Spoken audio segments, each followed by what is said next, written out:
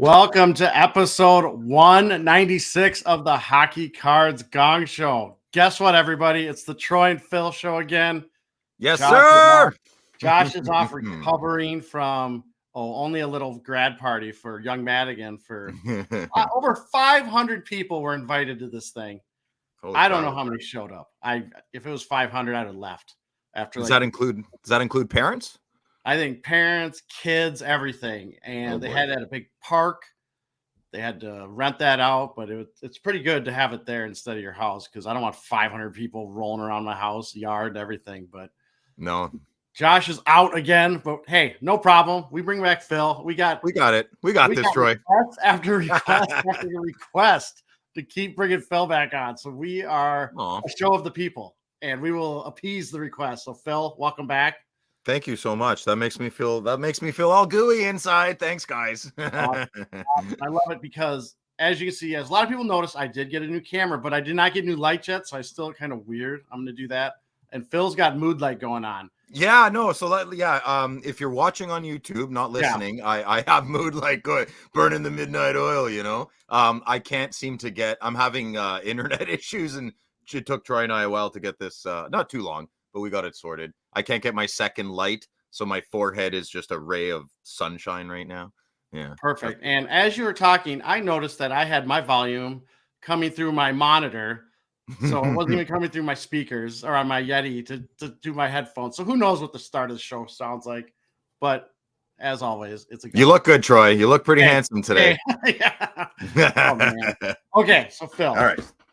How was your weekend? Everything good?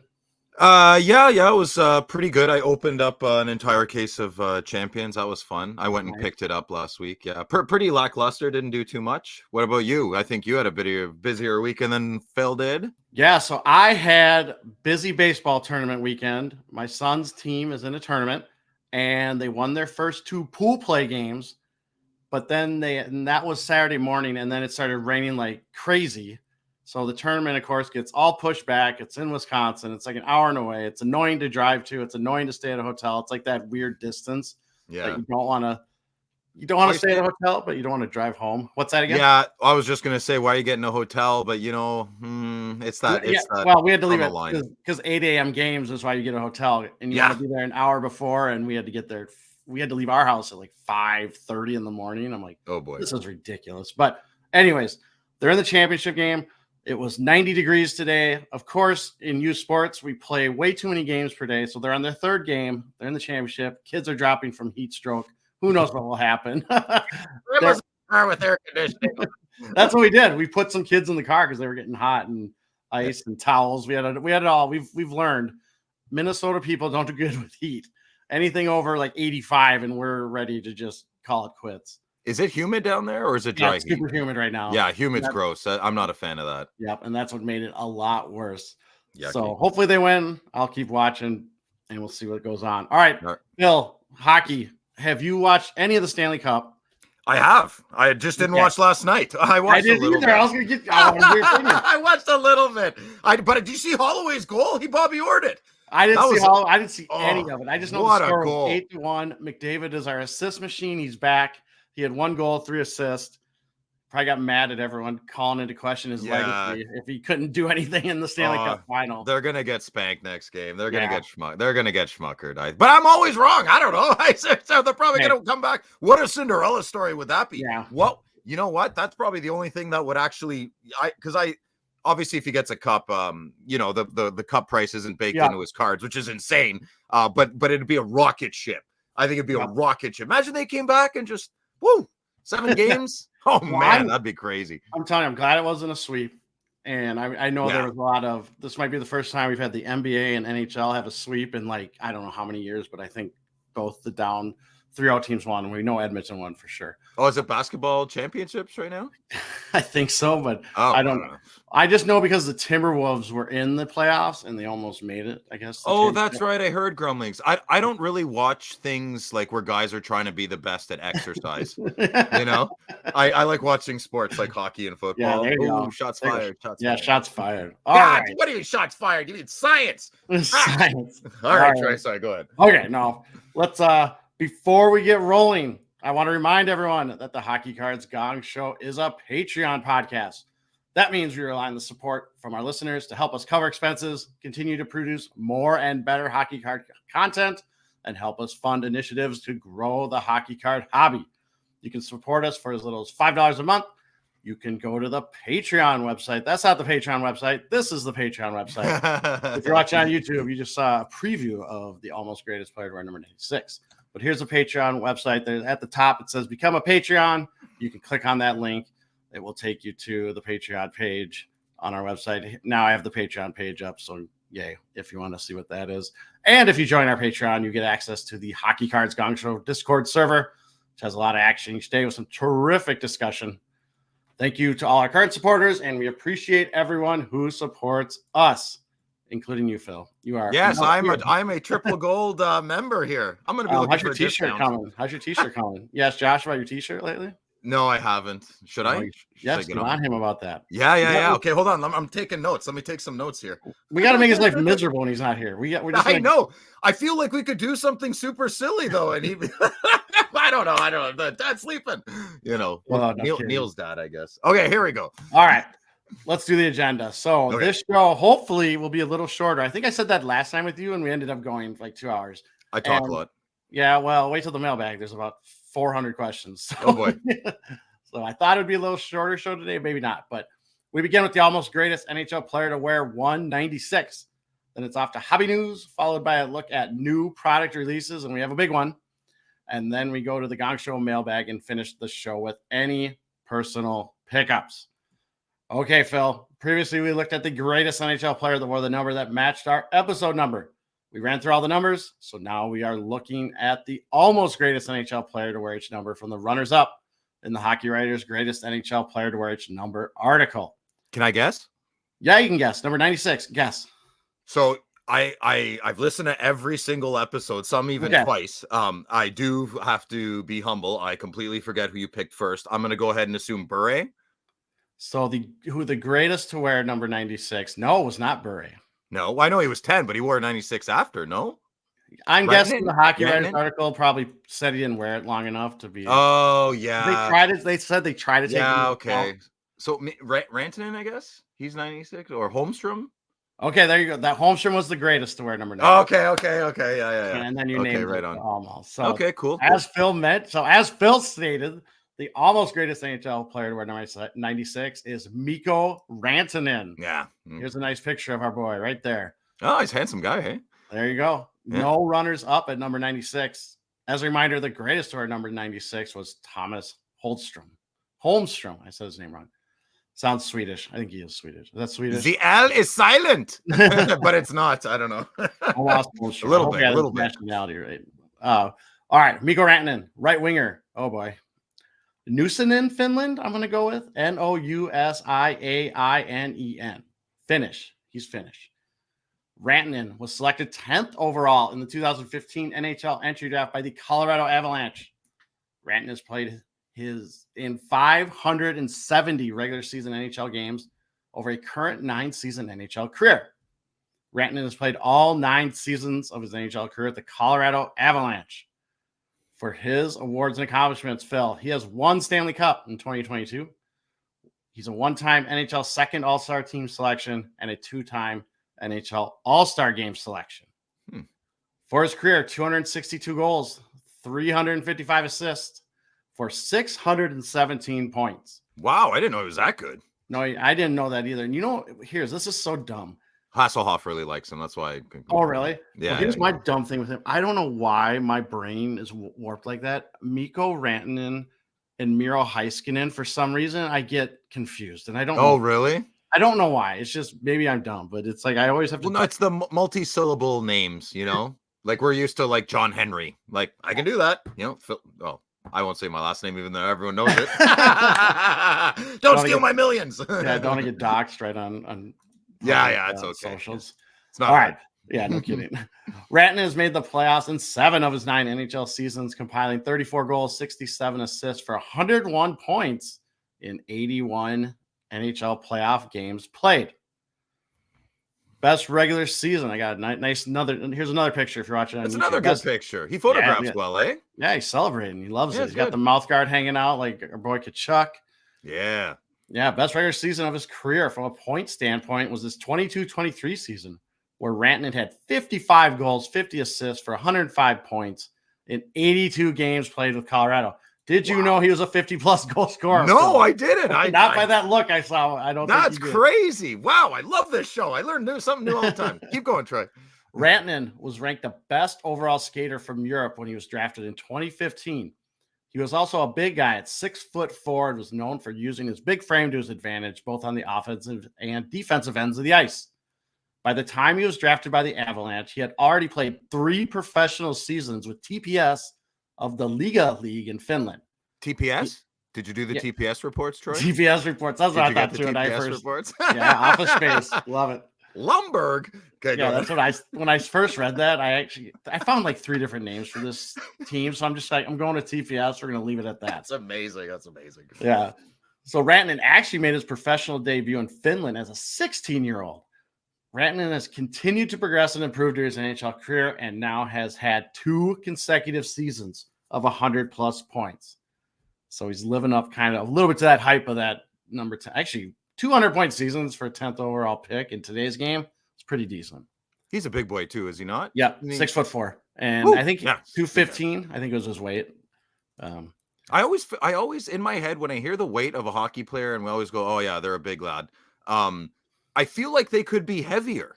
You know, so 6'4", 215. Yeah, he's a big guy. Well, I'm 5'9", and when I was lifting heavy, I was 245.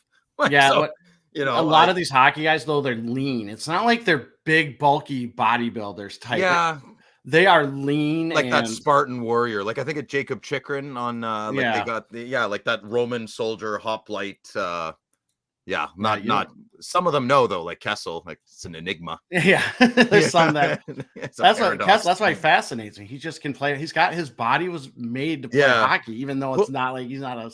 Who else is a bit of a fatty? Bufflin, isn't he a bit of a big buff? Yeah, big buff. Well, who's the guy?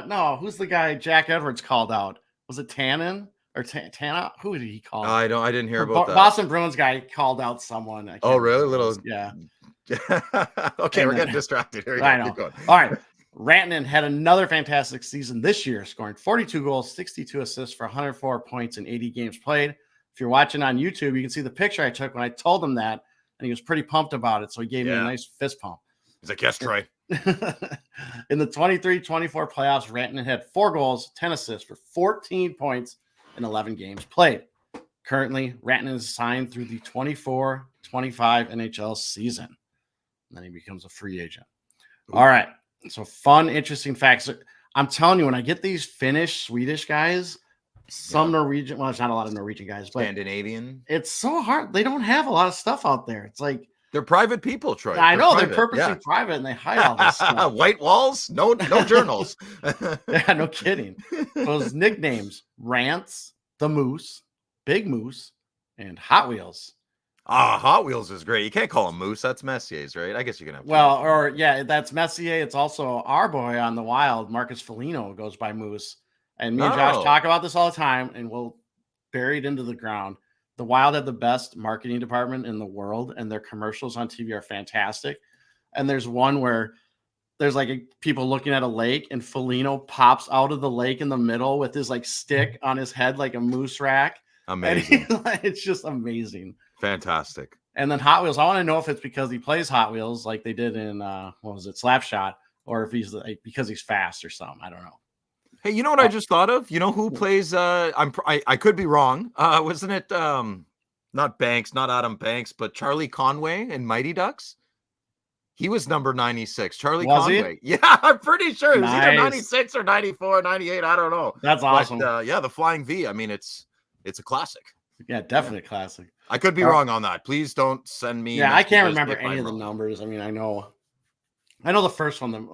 You're a colors guy, eh? You remember colors better? Well, yeah, and a lot of it was filmed in Minnesota, so I'm more looking at the rinks they're in. I can tell you what rinks they're in and stuff. That's cool. I didn't know that. That's Parade Stadium. That's New Hope. That's Troy. I gotta say, I didn't know a lot about Minnesota, but since becoming good friends with you and Josh, I respect that town a little bit more now. Or state, right? It's a state, Minnesota State. Yeah, Minnesota's a state. I'll tell you what, if you're friends with any Minnesotan, like our bane into everyone's existence is we just got to tell you about everything Minnesotan or any Minnesota connection about anything we read. We have to find that. And then we feel who's like the most famous? Who's the most famous Minnesotan? Prince. Like the guitar playing Prince? Yeah, the musician. No kidding. Prince. Yeah. That we got Prince, we got Bob Dylan. It's usually Minnesota produced Prince. Wow. Yeah, Minneapolis. Not see that coming. Did not see that coming. Man, was he okay? Go ahead. All right, Rantanen wears number 96 because that was the year he was born. In the 2022-23 season, Rantanen scored 55 goals, tied for the third most in Avalanche/Quebec Nordiques history. Michel Goulet scored 55 goals with the Nordiques in 84-85. Goulet. Yeah, 56 in 83-84 and 57 in 82-83. Also, with his 55 goals in the 22-23 season, Rantanen became the third Finn of all time to break the 50-goal mark in the NHL regular season, being preceded by, do you want to take a guess? The two that preceded him? No, because it's going to take me a while. Go ahead. Okay. Yari Curry and Teemu Selanne. Oh, Teemu. He's hot lately, eh? Teemu's everywhere. Yeah, Teemu, I think, is getting a little resurgence. Plus, yeah. Good-looking man. We've talked about it, but he's got good we flow, saw him at the expo, and he's just yeah. stylish, looking good, signing autographs, doing his thing. Jeremy Lee was so excited. I saw little buds on a couple on his head start sprouting. All right, Rantanen, we got to lose rookie card. See, look at that. Terrible. The stats I had to get for the fun facts. I just had to find stats because there's just not a lot out there on others. That's not a good young gun. If you're listening, because this is an audio show first, Josh. Audio show, and then audio show first.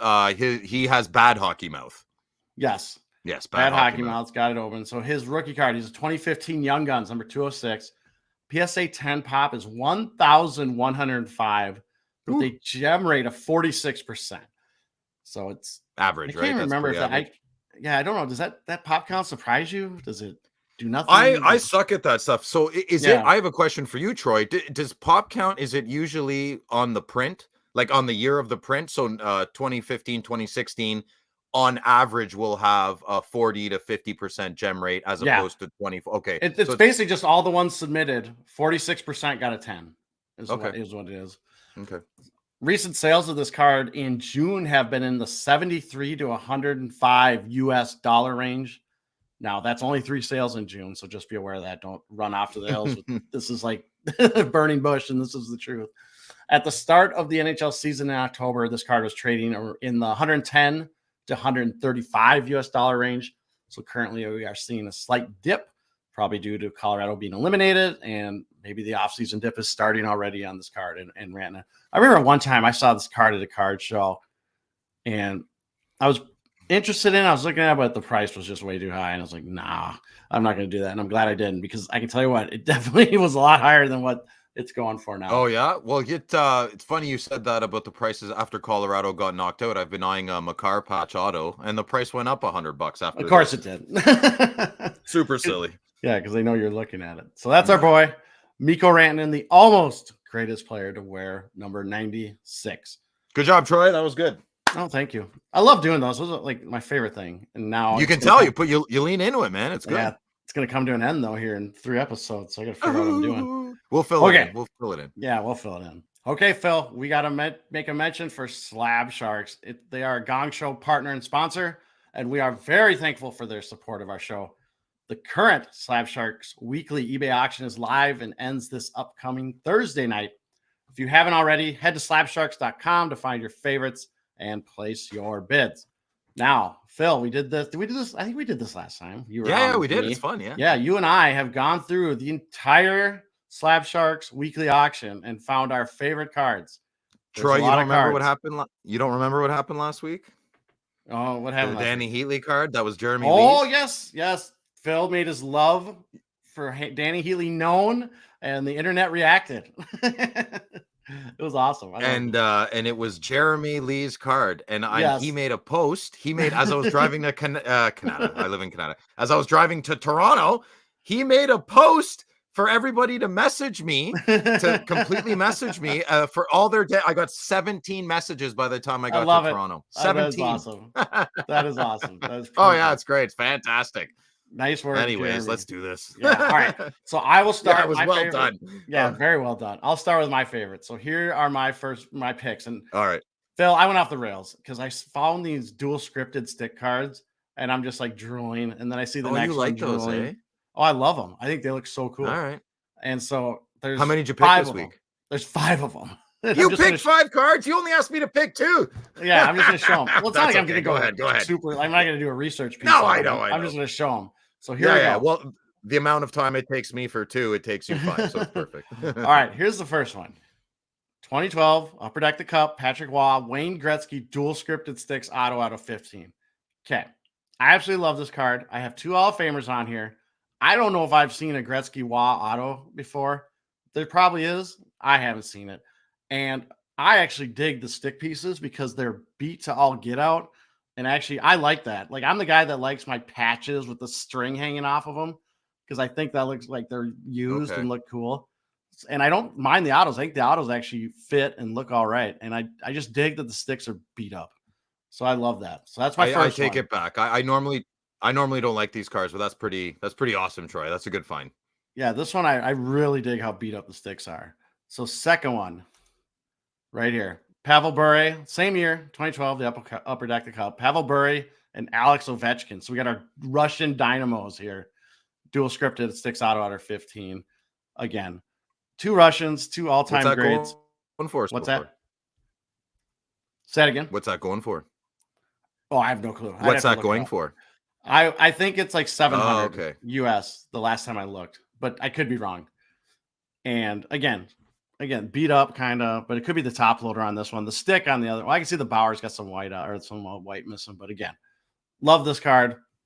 Okay, next card. Same thing, dual scripted autos. This one we have Jean Bellevue and Guy Lafleur. Bellevue? Bellevue.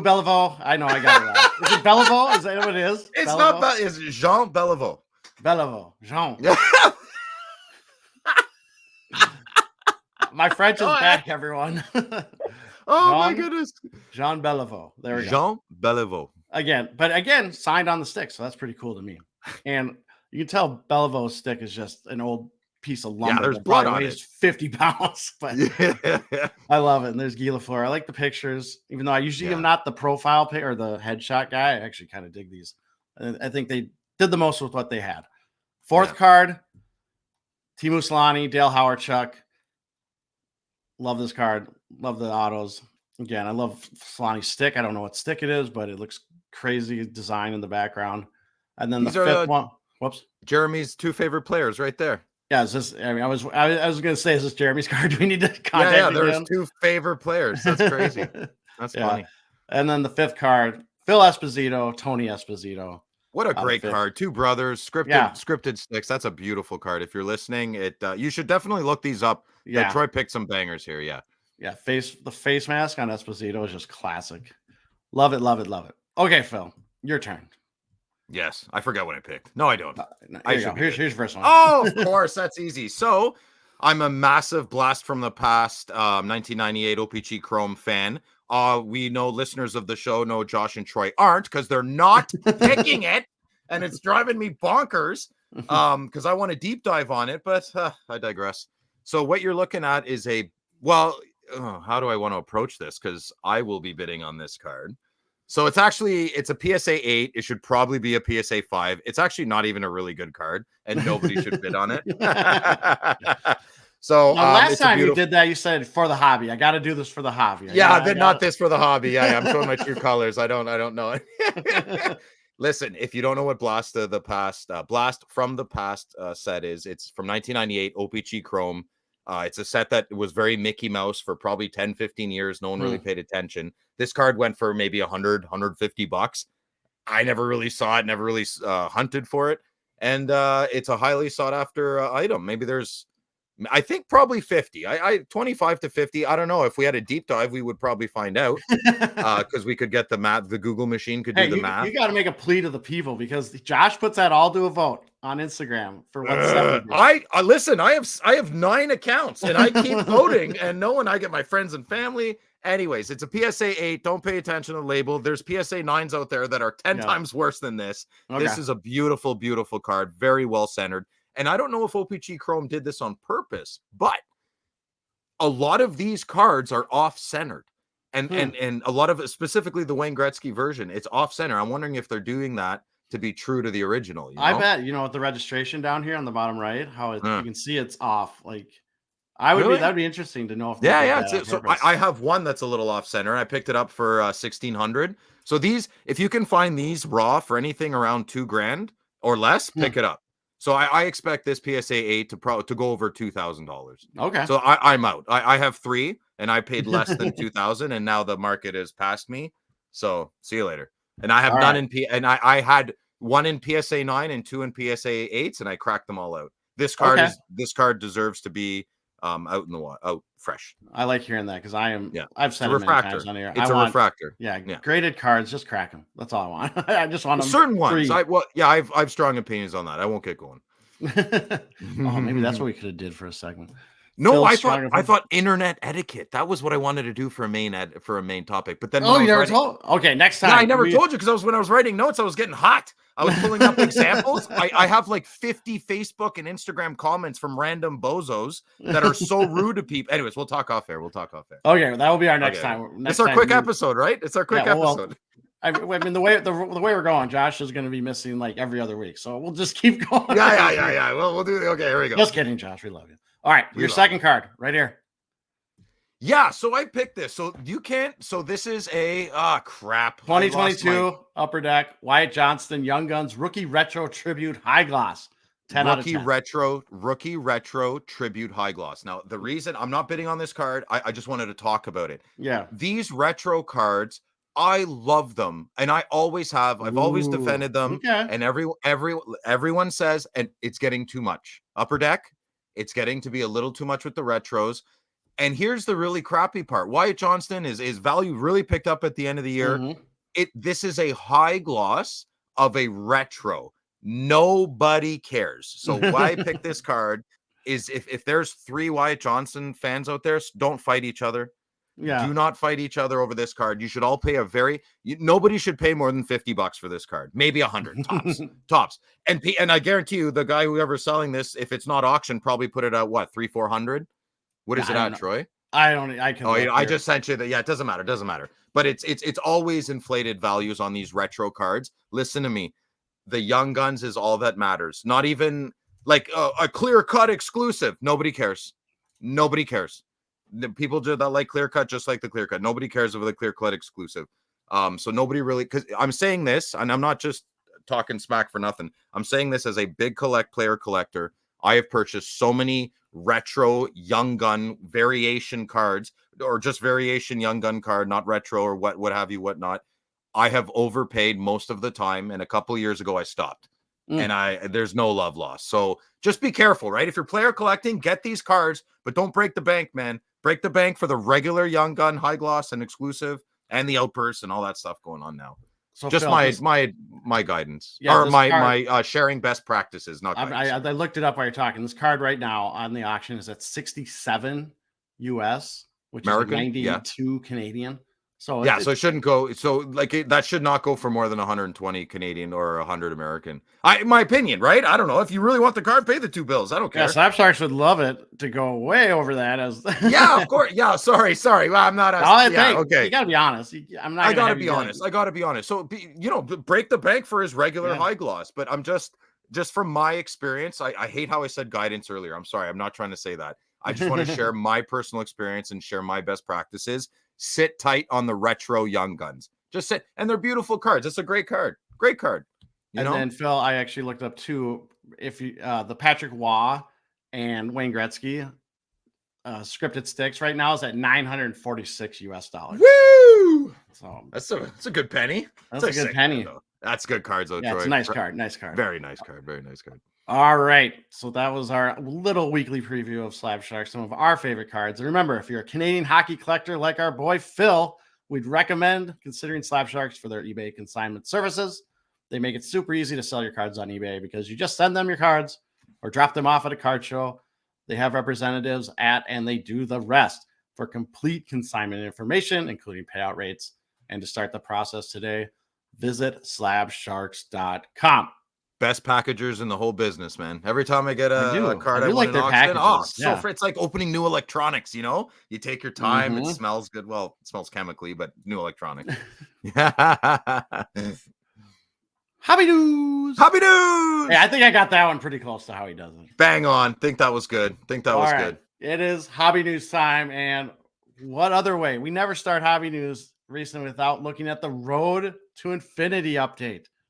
So we have to look at everyone's favorite card, the Bedard base Young Guns, and see what its PSA 10 population count is doing. Last show, Phil, the Bedard base Young Guns PSA 10 pop was out at 3,559. That's a lot.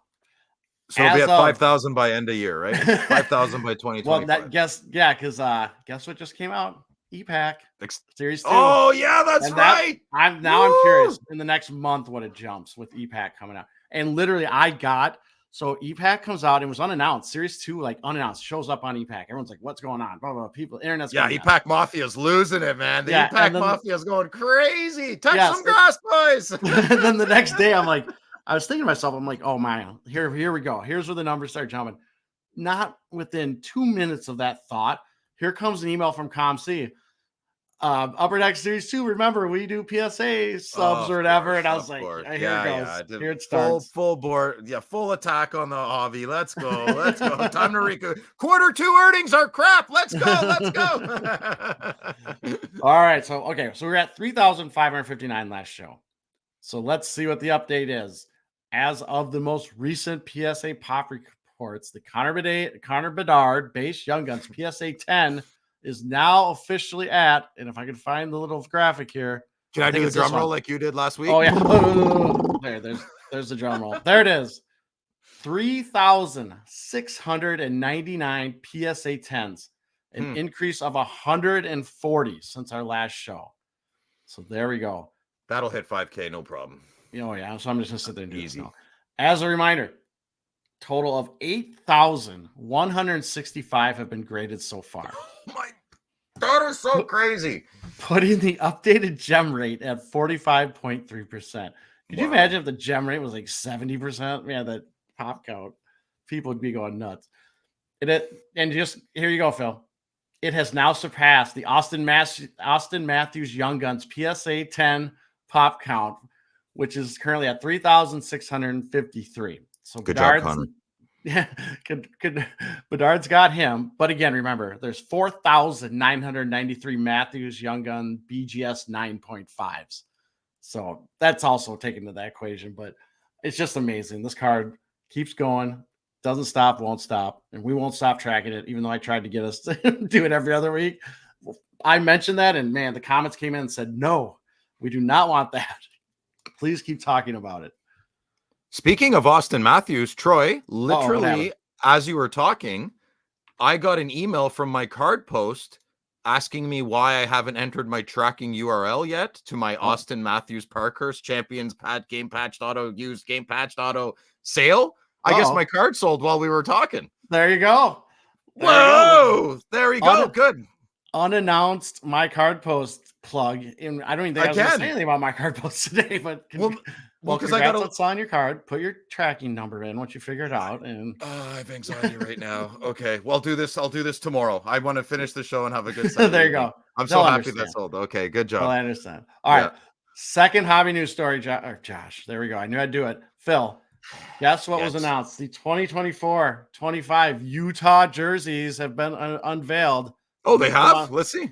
There we go. I'm putting them on the screen for the YouTubers. I like the colors. So let's talk. Let's talk. I don't like the diagonal letters. All right, let's talk. I got some thoughts. No, not like too many thoughts, but okay. So if you're watching on YouTube, the Utah Hockey Club, which they're going to be called, they've released the jerseys. Good. I like that.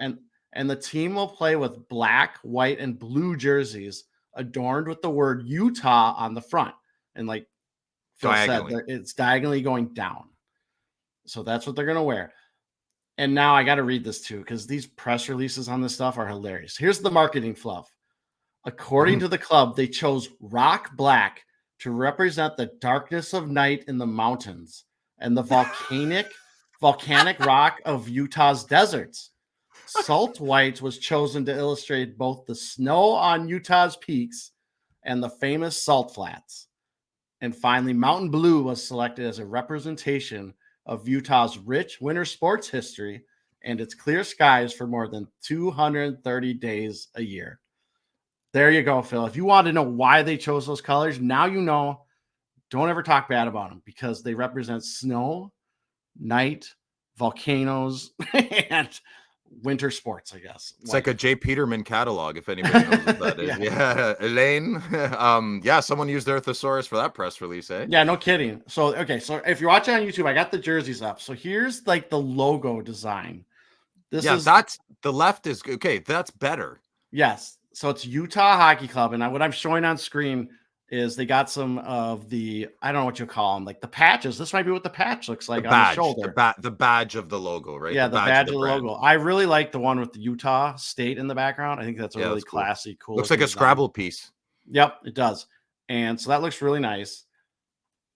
Are you excited about these colors? Do you like the jerseys? Are you thinking about the patch cards that you are going to get? Oh, no, now I am, though. Yeah, but who's... Well, now I collect other players other than my Sens and Gretzky and Waugh. So I don't really pay attention to the new teams, man. Like Seattle Kraken, they look like toothpaste skating around. You know. Here's the only thing: the first year you're only going to get like basically letters or numbers. Yeah. On your patches, maybe if they include the what do you call them, the badge, those could be in there. You know what, Troy? It's not like a logo. It's not like if say they become a Yeti and they have the Yetis on there. That's not. They will. Well, the Avalanche have the foot there a little bit. The Yeti foot. So here's another thing. You made a really good point earlier. The black will contrast really good with the blue and the white, so the patches will look chunky. Yeah, like that Matthews patch I have, the blue and the white. For some reason, it's got a real chunk to it. Yeah, the best word I can think of. I don't know, beefy. There's not a good beefy. So I think I'm on board a little bit, but let me ask you this. And if you're watching on YouTube, I'm going to show a picture. The blue is nice. Yeah, that's terrible. It's too similar though. Is it too No, similar? It's not. That looks like Aqua Velva, like mint toothpaste. Yeah, my first thought is, man, maybe it's a little too close to the most recent team, Seattle, that came out. But yeah, it is like an Aqua Velvet on the Kraken. Yeah. It's like a safe neutral color. Yeah, and these are supposed to be black, but man, it looks like bluish black. But it's actually rock black, Troy. Yeah, rock black. I'm sorry. What the heck is rock black? That person wrote that. They got the thesaurus out and they did all that work for me to not remember what they called it rock black. So my favorite's Oreo black. Oreo black. There you go. I don't know, like what? So I think I'm on board. I think I like them. That's good. Here you go. Here's another thing that I found kind of interesting. I don't know how many teams do this or have mentioned this before. Go ahead. The club noted the color palette. Man, I cannot talk tonight. I apologize. The club noted the color palette for the NHL club is complementary to the Utah Jazz of the NBA, which is also owned by the Smith Entertainment Group. Oh, I guess. I mean, they have a black jersey. That's cool. I guess he's like that Smith guy's the big mayor of Utah, kind of unannounced. Yeah, basically, he's like bringing the teams, bringing the hockey now. So I think. Okay, that's cool, but I've never seen that, and I don't care really. I just thought something interesting. Yeah. I don't care about a basketball jersey and how it is kind of matched. But they're the Jazz, right? Utah Jazz, which doesn't make any sense because, they're not jazz. You think of jazz music, you think of Utah. Well, I think of jazz. They moved, right? I think they were New Orleans Jazz, right, or moved.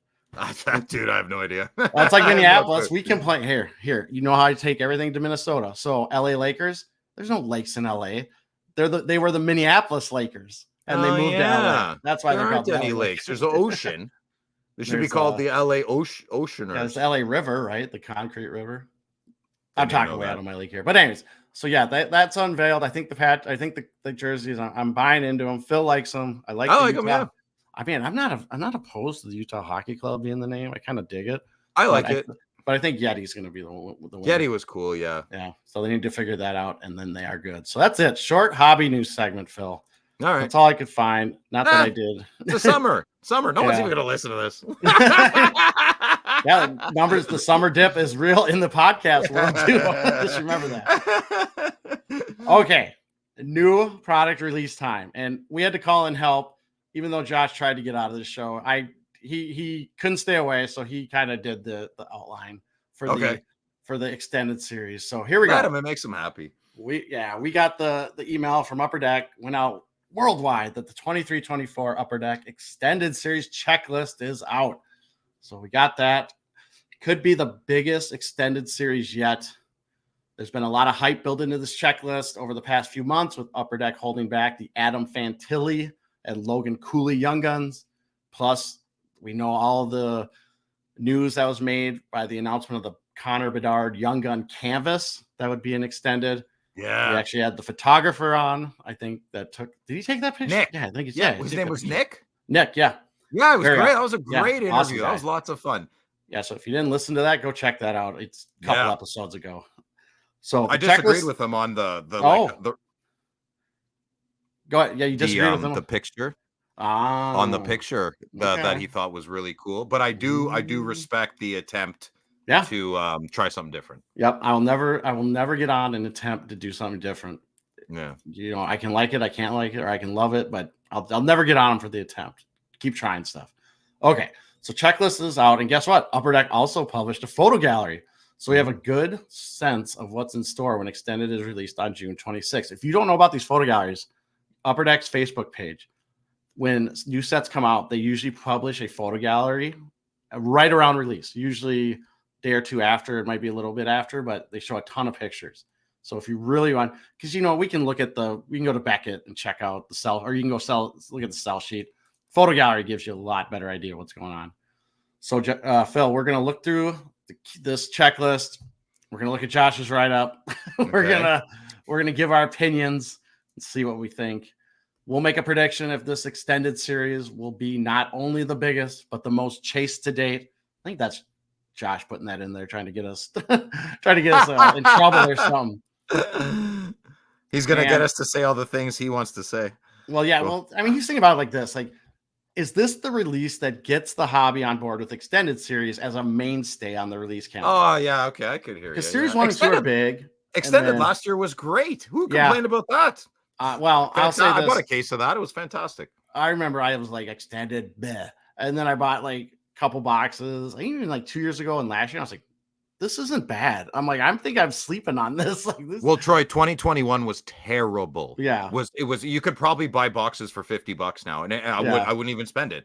Like if you gave me a box of 2021 or it's 21-22, I can't remember. I probably wouldn't open it. Like it's so bad. It was a bad print year. It was the year. It was the last year before they went to Italy, I think. Okay. Something like that. Yeah. Don't quote me on that. I'm good for 80% of the info. You find the 20 on your own. All right. Okay, so let's dig into this thing. So as with any flagship release, we're going to have the base design. So here we go. I'm showing on the screen. This is what the vet design looked like. And, you know, it's a base design. Looks great. Phil, do you have any knowledge, any insight on this picture? Does it look great? Does it tickle your fancy? I feel like it's the same. It's too similar. It's reminding me of a certain year. I can't remember which. Yeah, it's one of those where I look at it and I go, yep, that's a flagship. It's a little stadium clubby. Hey, isn't it a little stadium clubby at the bottom there? I think that's I don't know.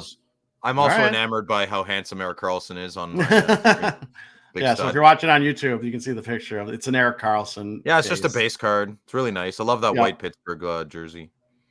All right, we got 30 Young Guns. And I'm going to give you a little, this is like the base design. The Adam Fantilli is up on the screen if you're watching on YouTube.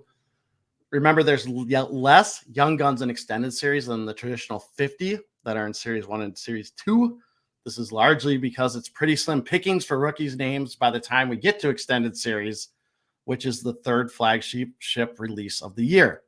There's 29 individual players and one checklist that is in this release.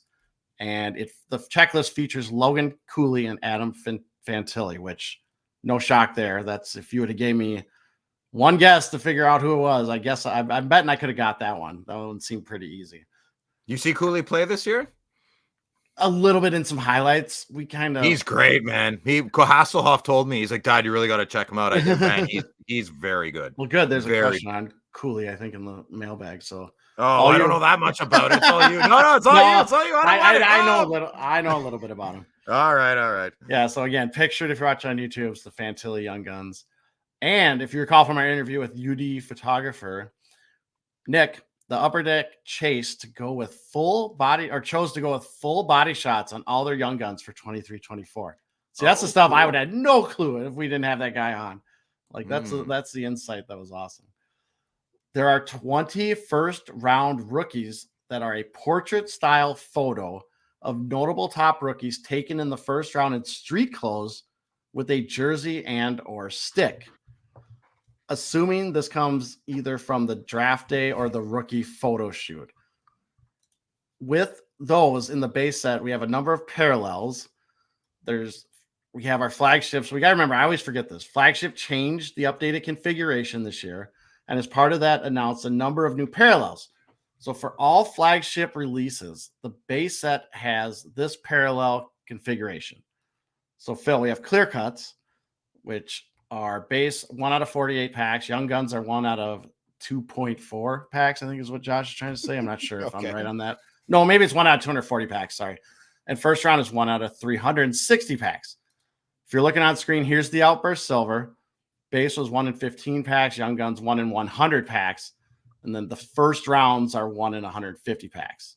Then we have Deluxe out of 250, Exclusives out of 100, Outburst Red out of 25, showing a picture, High Gloss out of 10, showing a picture, and then everyone's favorite Outburst Gold 101.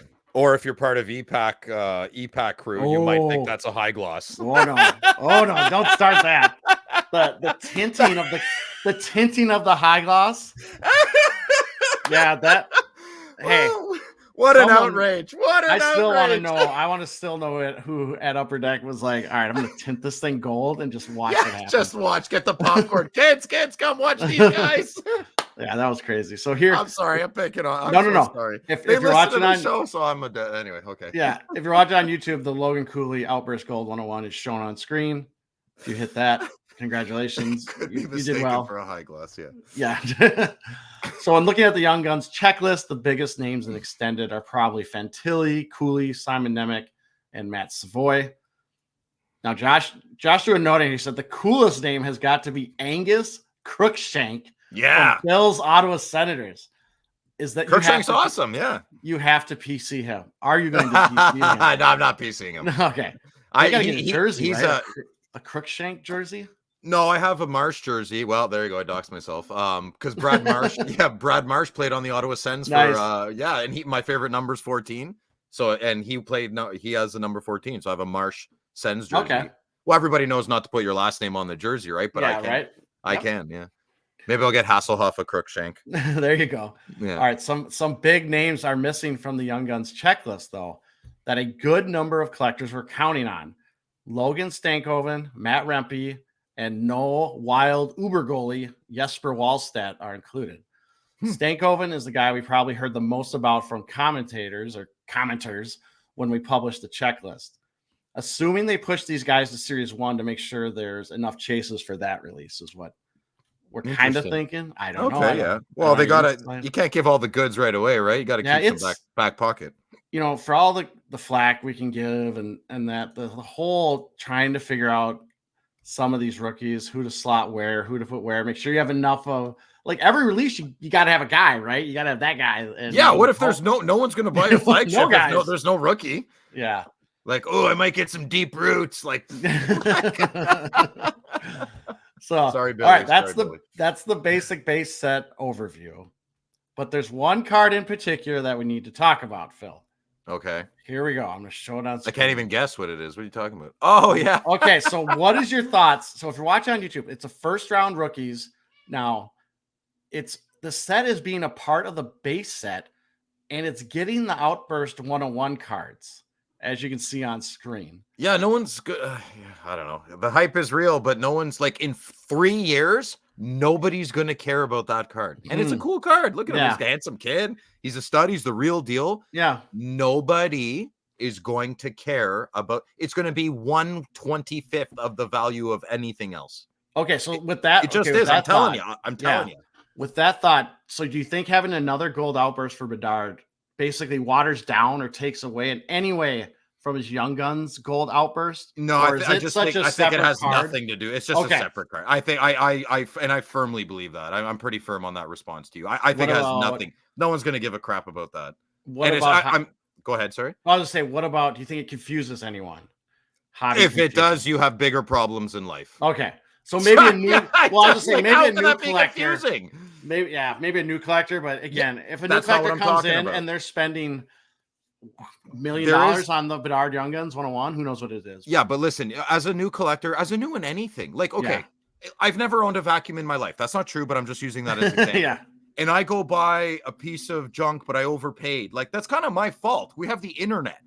We have friends. We have acquaintances. You have staff. You could ask 3 different staff at a furniture store. No, there aren't furniture stores anymore. You know what I'm trying to say? I'm trying to say be accountable for your decisions and purchases are decisions. If this confuses you and you're a new collector, you should be doing your due diligence on how to collect cards. There's a plethora of information out there. I'm starting to be a little bit more meaner, maybe. Ooh, you got not meaner. Meaner's the wrong word. But I want people to do better, right? Would you tell them to listen to the Hockey Cards Gong Show? Is that what you're trying to get at? Is this a whole advertisement for our show that we just but we make mistakes, so that it's not an information show.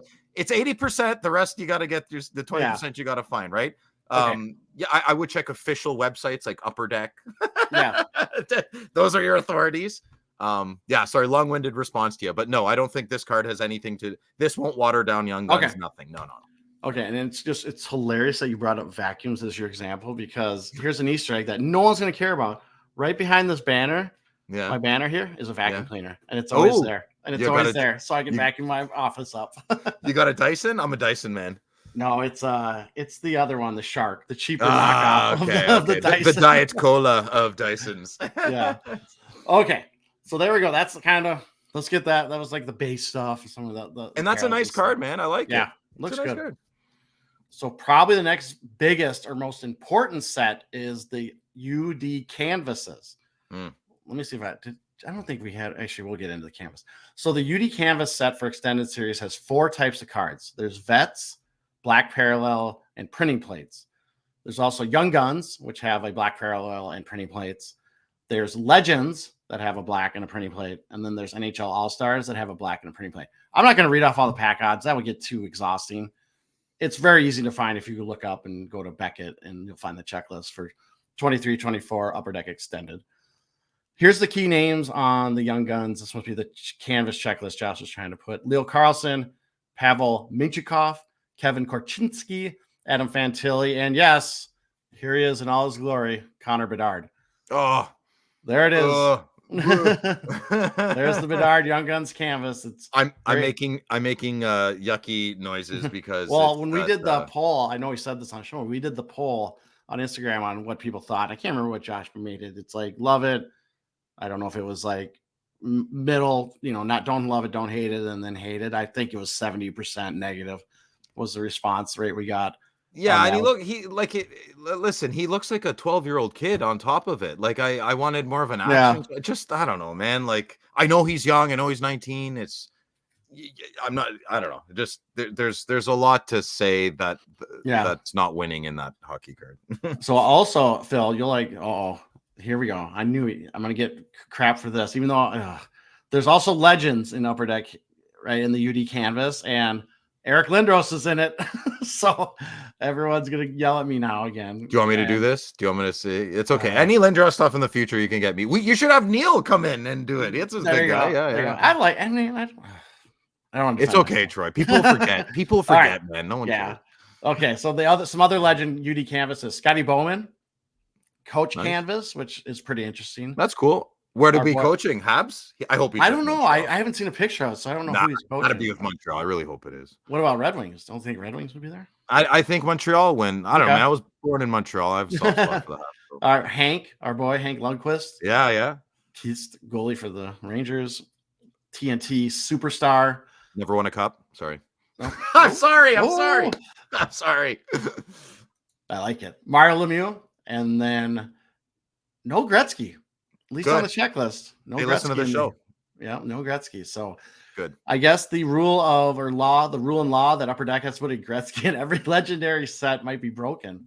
But we'll see. There's probably some massive Easter egg or something that they. Oh yeah, you're probably right, Troy. It's probably something crazy. Yeah, we'll see. And then there's the All-Star Canvas cards, and Josh notes that they're a who's who of current big names. So there we go.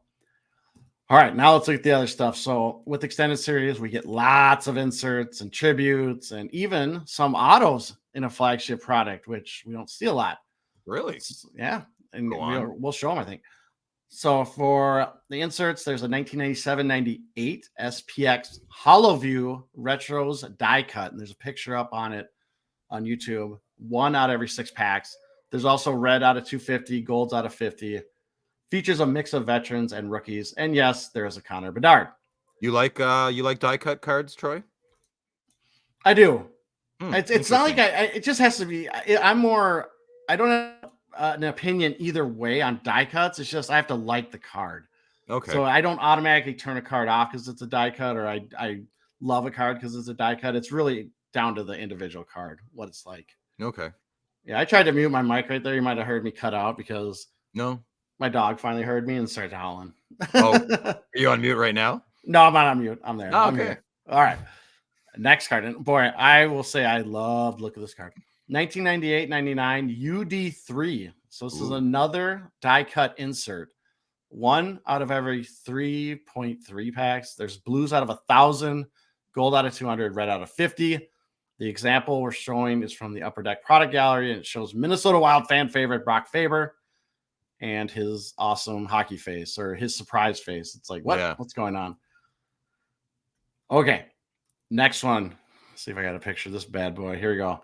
2008-09 Retro Young Guns. So the Retro Young Guns are in there. Yeah.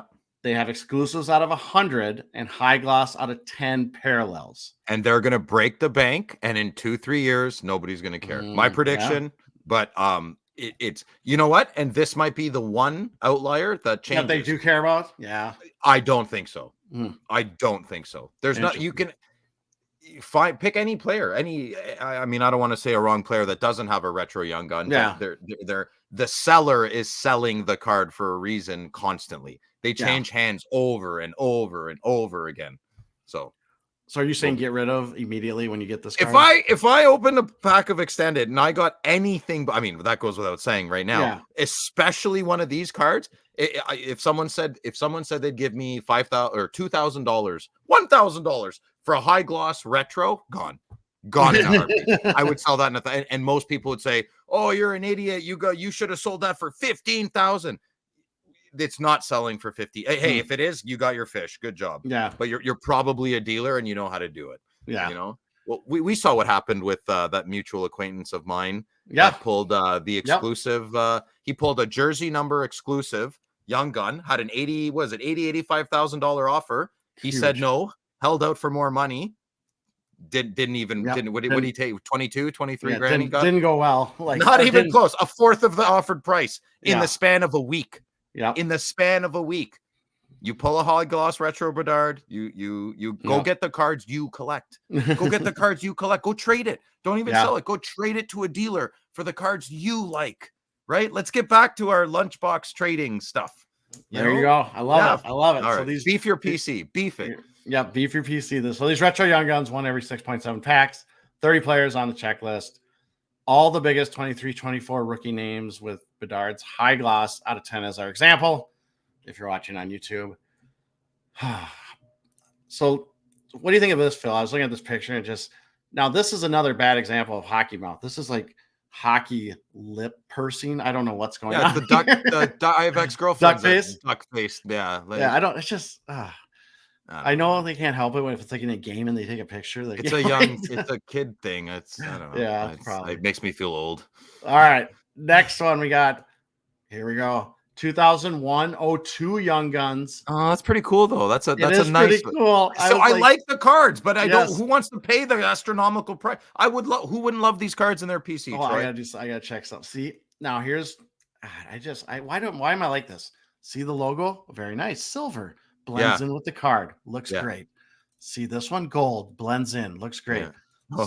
Start doing more of this, Upper Deck. Stop putting your yellow blue logo on cards and wrecking it for me. But you're literally the only one with the NHL license. We know it's your card. We know it's your card. Okay, so 2001-02 Young Guns, unannounced odds, pretty tough, we're going to assume, to get. Yeah. We know there's Matthew Nyes, Betsy, Cooley, Fantilli, Luke Hughes, Leo Carlson, Ridley Gregg, and Matthew Poitras. And again, Josh would like to point out the bad hockey mouth again on another Bedard card. It's just am I jumping the gun here, Troy, on acetate? Are you good? Is that we'll get there. Okay, yeah. So because I don't want to confuse. I know that's the big thing. That's about. the big. Yeah. What do you say? We're holding the best for last, or not maybe last, but it's coming up next. So again, Bedard and Caulfield, I think, win the award for always having hockey mouth or surprise mouth, or I don't know, but Mount Rushmore of bad hockey mouth players. Me and Josh are what's the word? Unhealthily obsessed with this. So we'll someday have an episode on it or a segment. Okay, and as Phil just mentioned, we have the Young Guns acetates. Yeah. But guess what? This year they are not Easter eggs. They are on the checklist. So is there a print?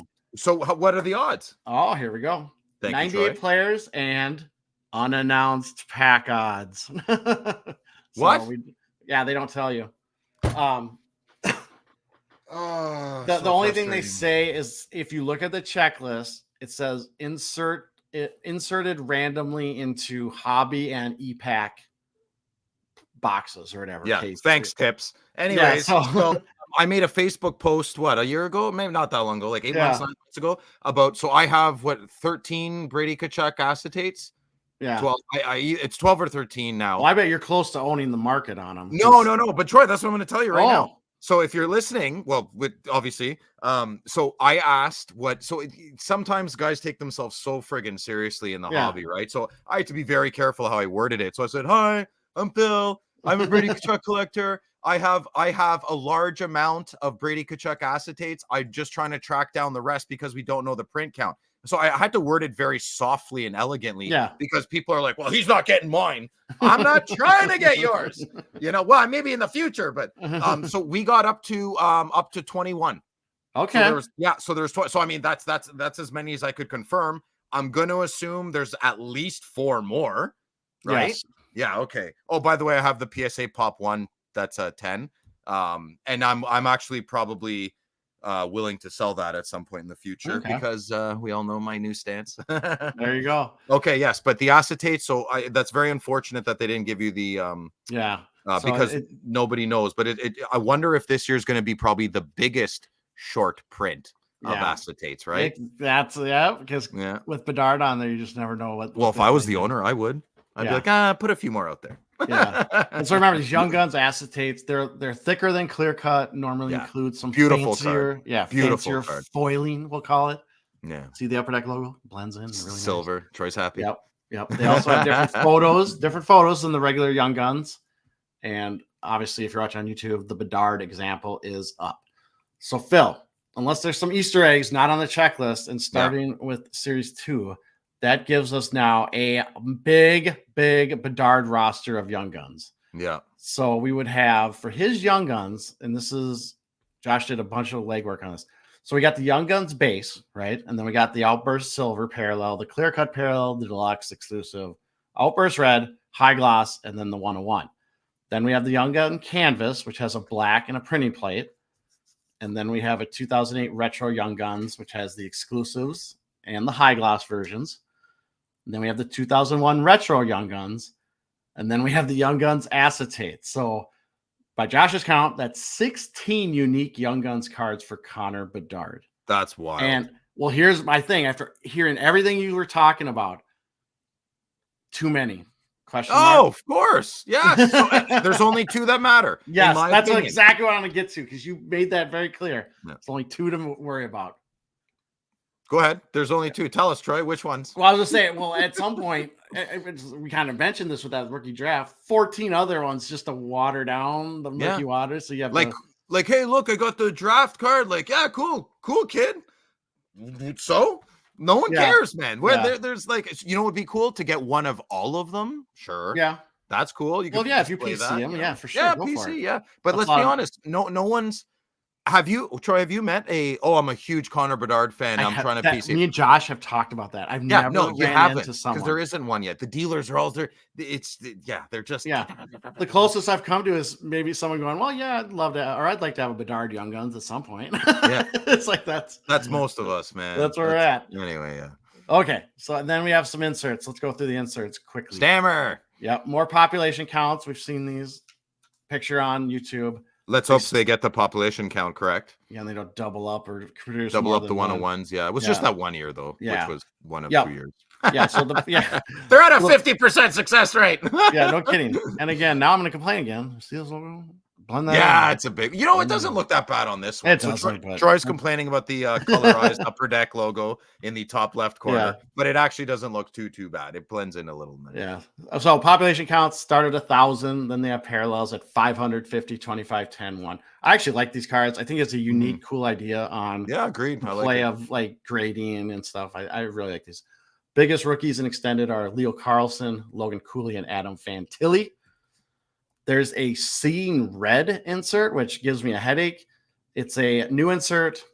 It's a little more common. 1 in every 3 pack odds, with 1 in 36 packs getting a silver spectrum parallel. It's all veterans. I'm not sure what the theme is.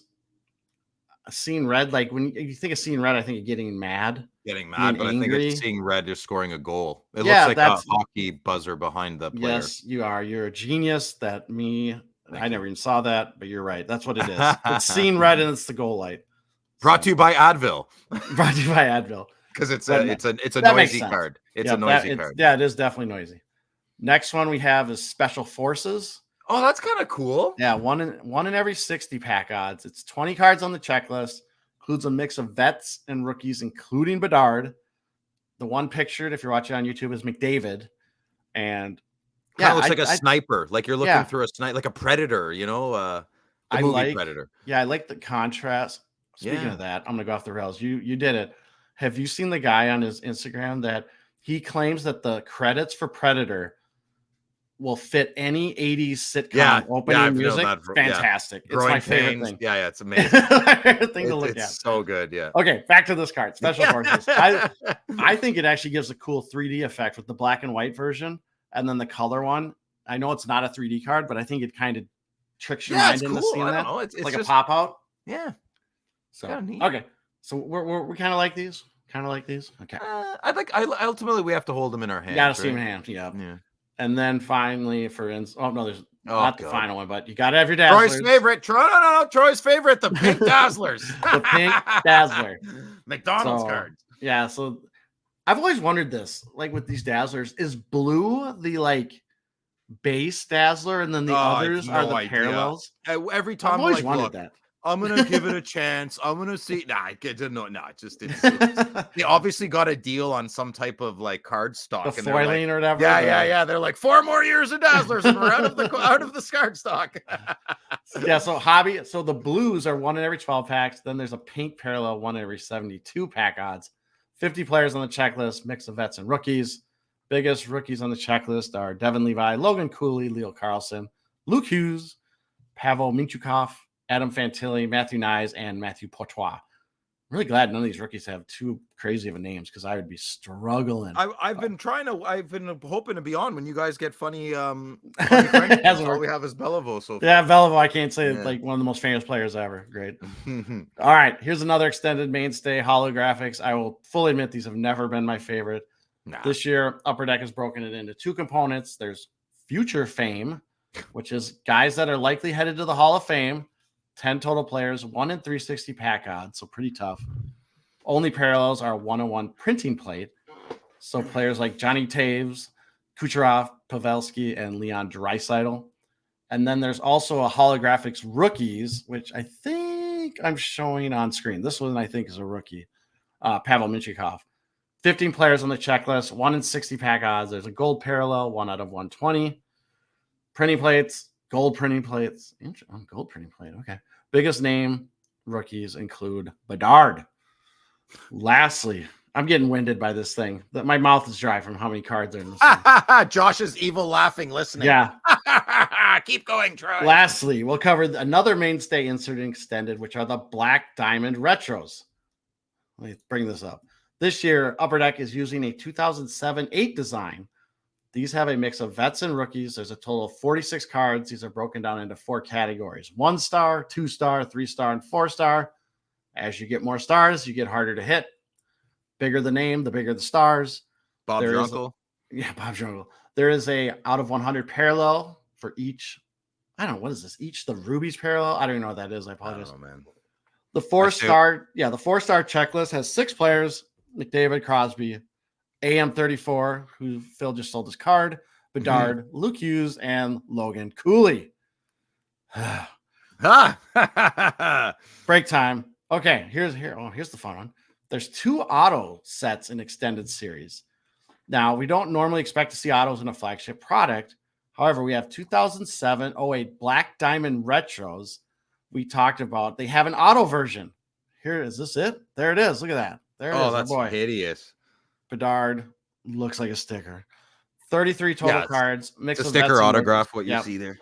All are either out of 25 or 10. Vets are out of 10. Rookies out of 25. This is the Bedard out of 25. Then there's a Snow Spray Auto Variations card with 17 players on the checklist.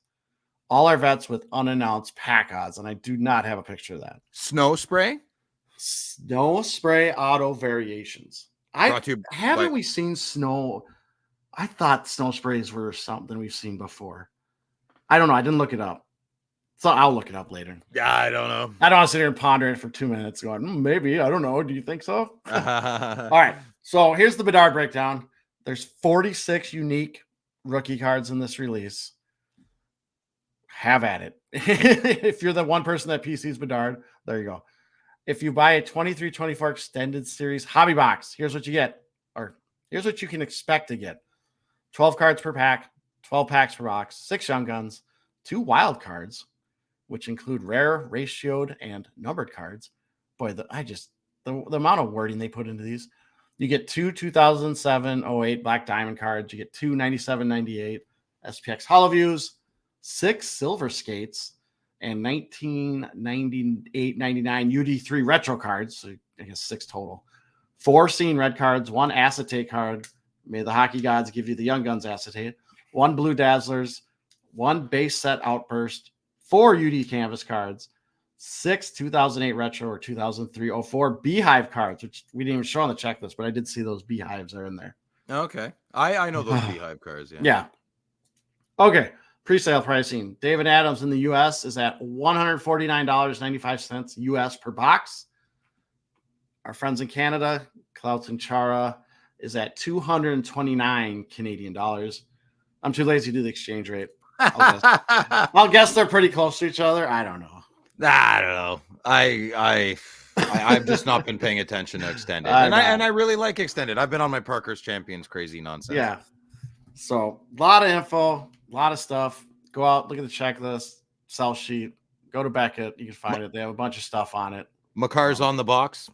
That looks like Makar's on the box. So do you have any overall thoughts just from seeing that? I know we gave most of our opinions while we were blasting through that set, but no, nothing really.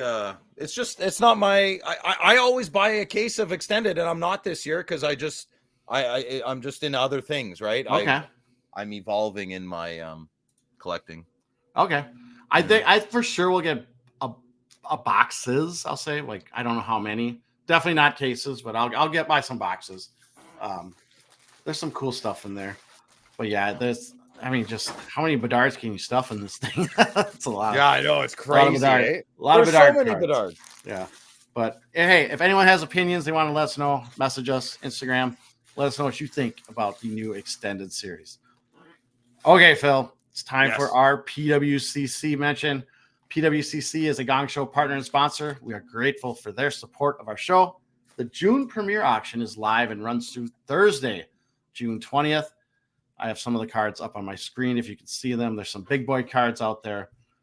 5 killer cards, Grail type cards in this month's premiere that you can check out at pwccmarketplace.com. Stay tuned as PWCC/Fanatics Collect continues the brand transition and starts to roll out new features. I have no clue what's coming. I'm always excited. It's like I get to learn new stuff every day about one of our sponsors and what's happening. I'm Live auction. a little confused, Troy. Like, so is the show still sponsored by PWCC, or it's sponsored by? You haven't. I think it's sponsored by Fanatics now, actually. So have you had that conversation with them? Not yet. I think it's next week. They're talking to everyone, so we'll see. You'll know pretty quick if we don't have a PWCC mention. Someone else will swoop in. No worries. Okay.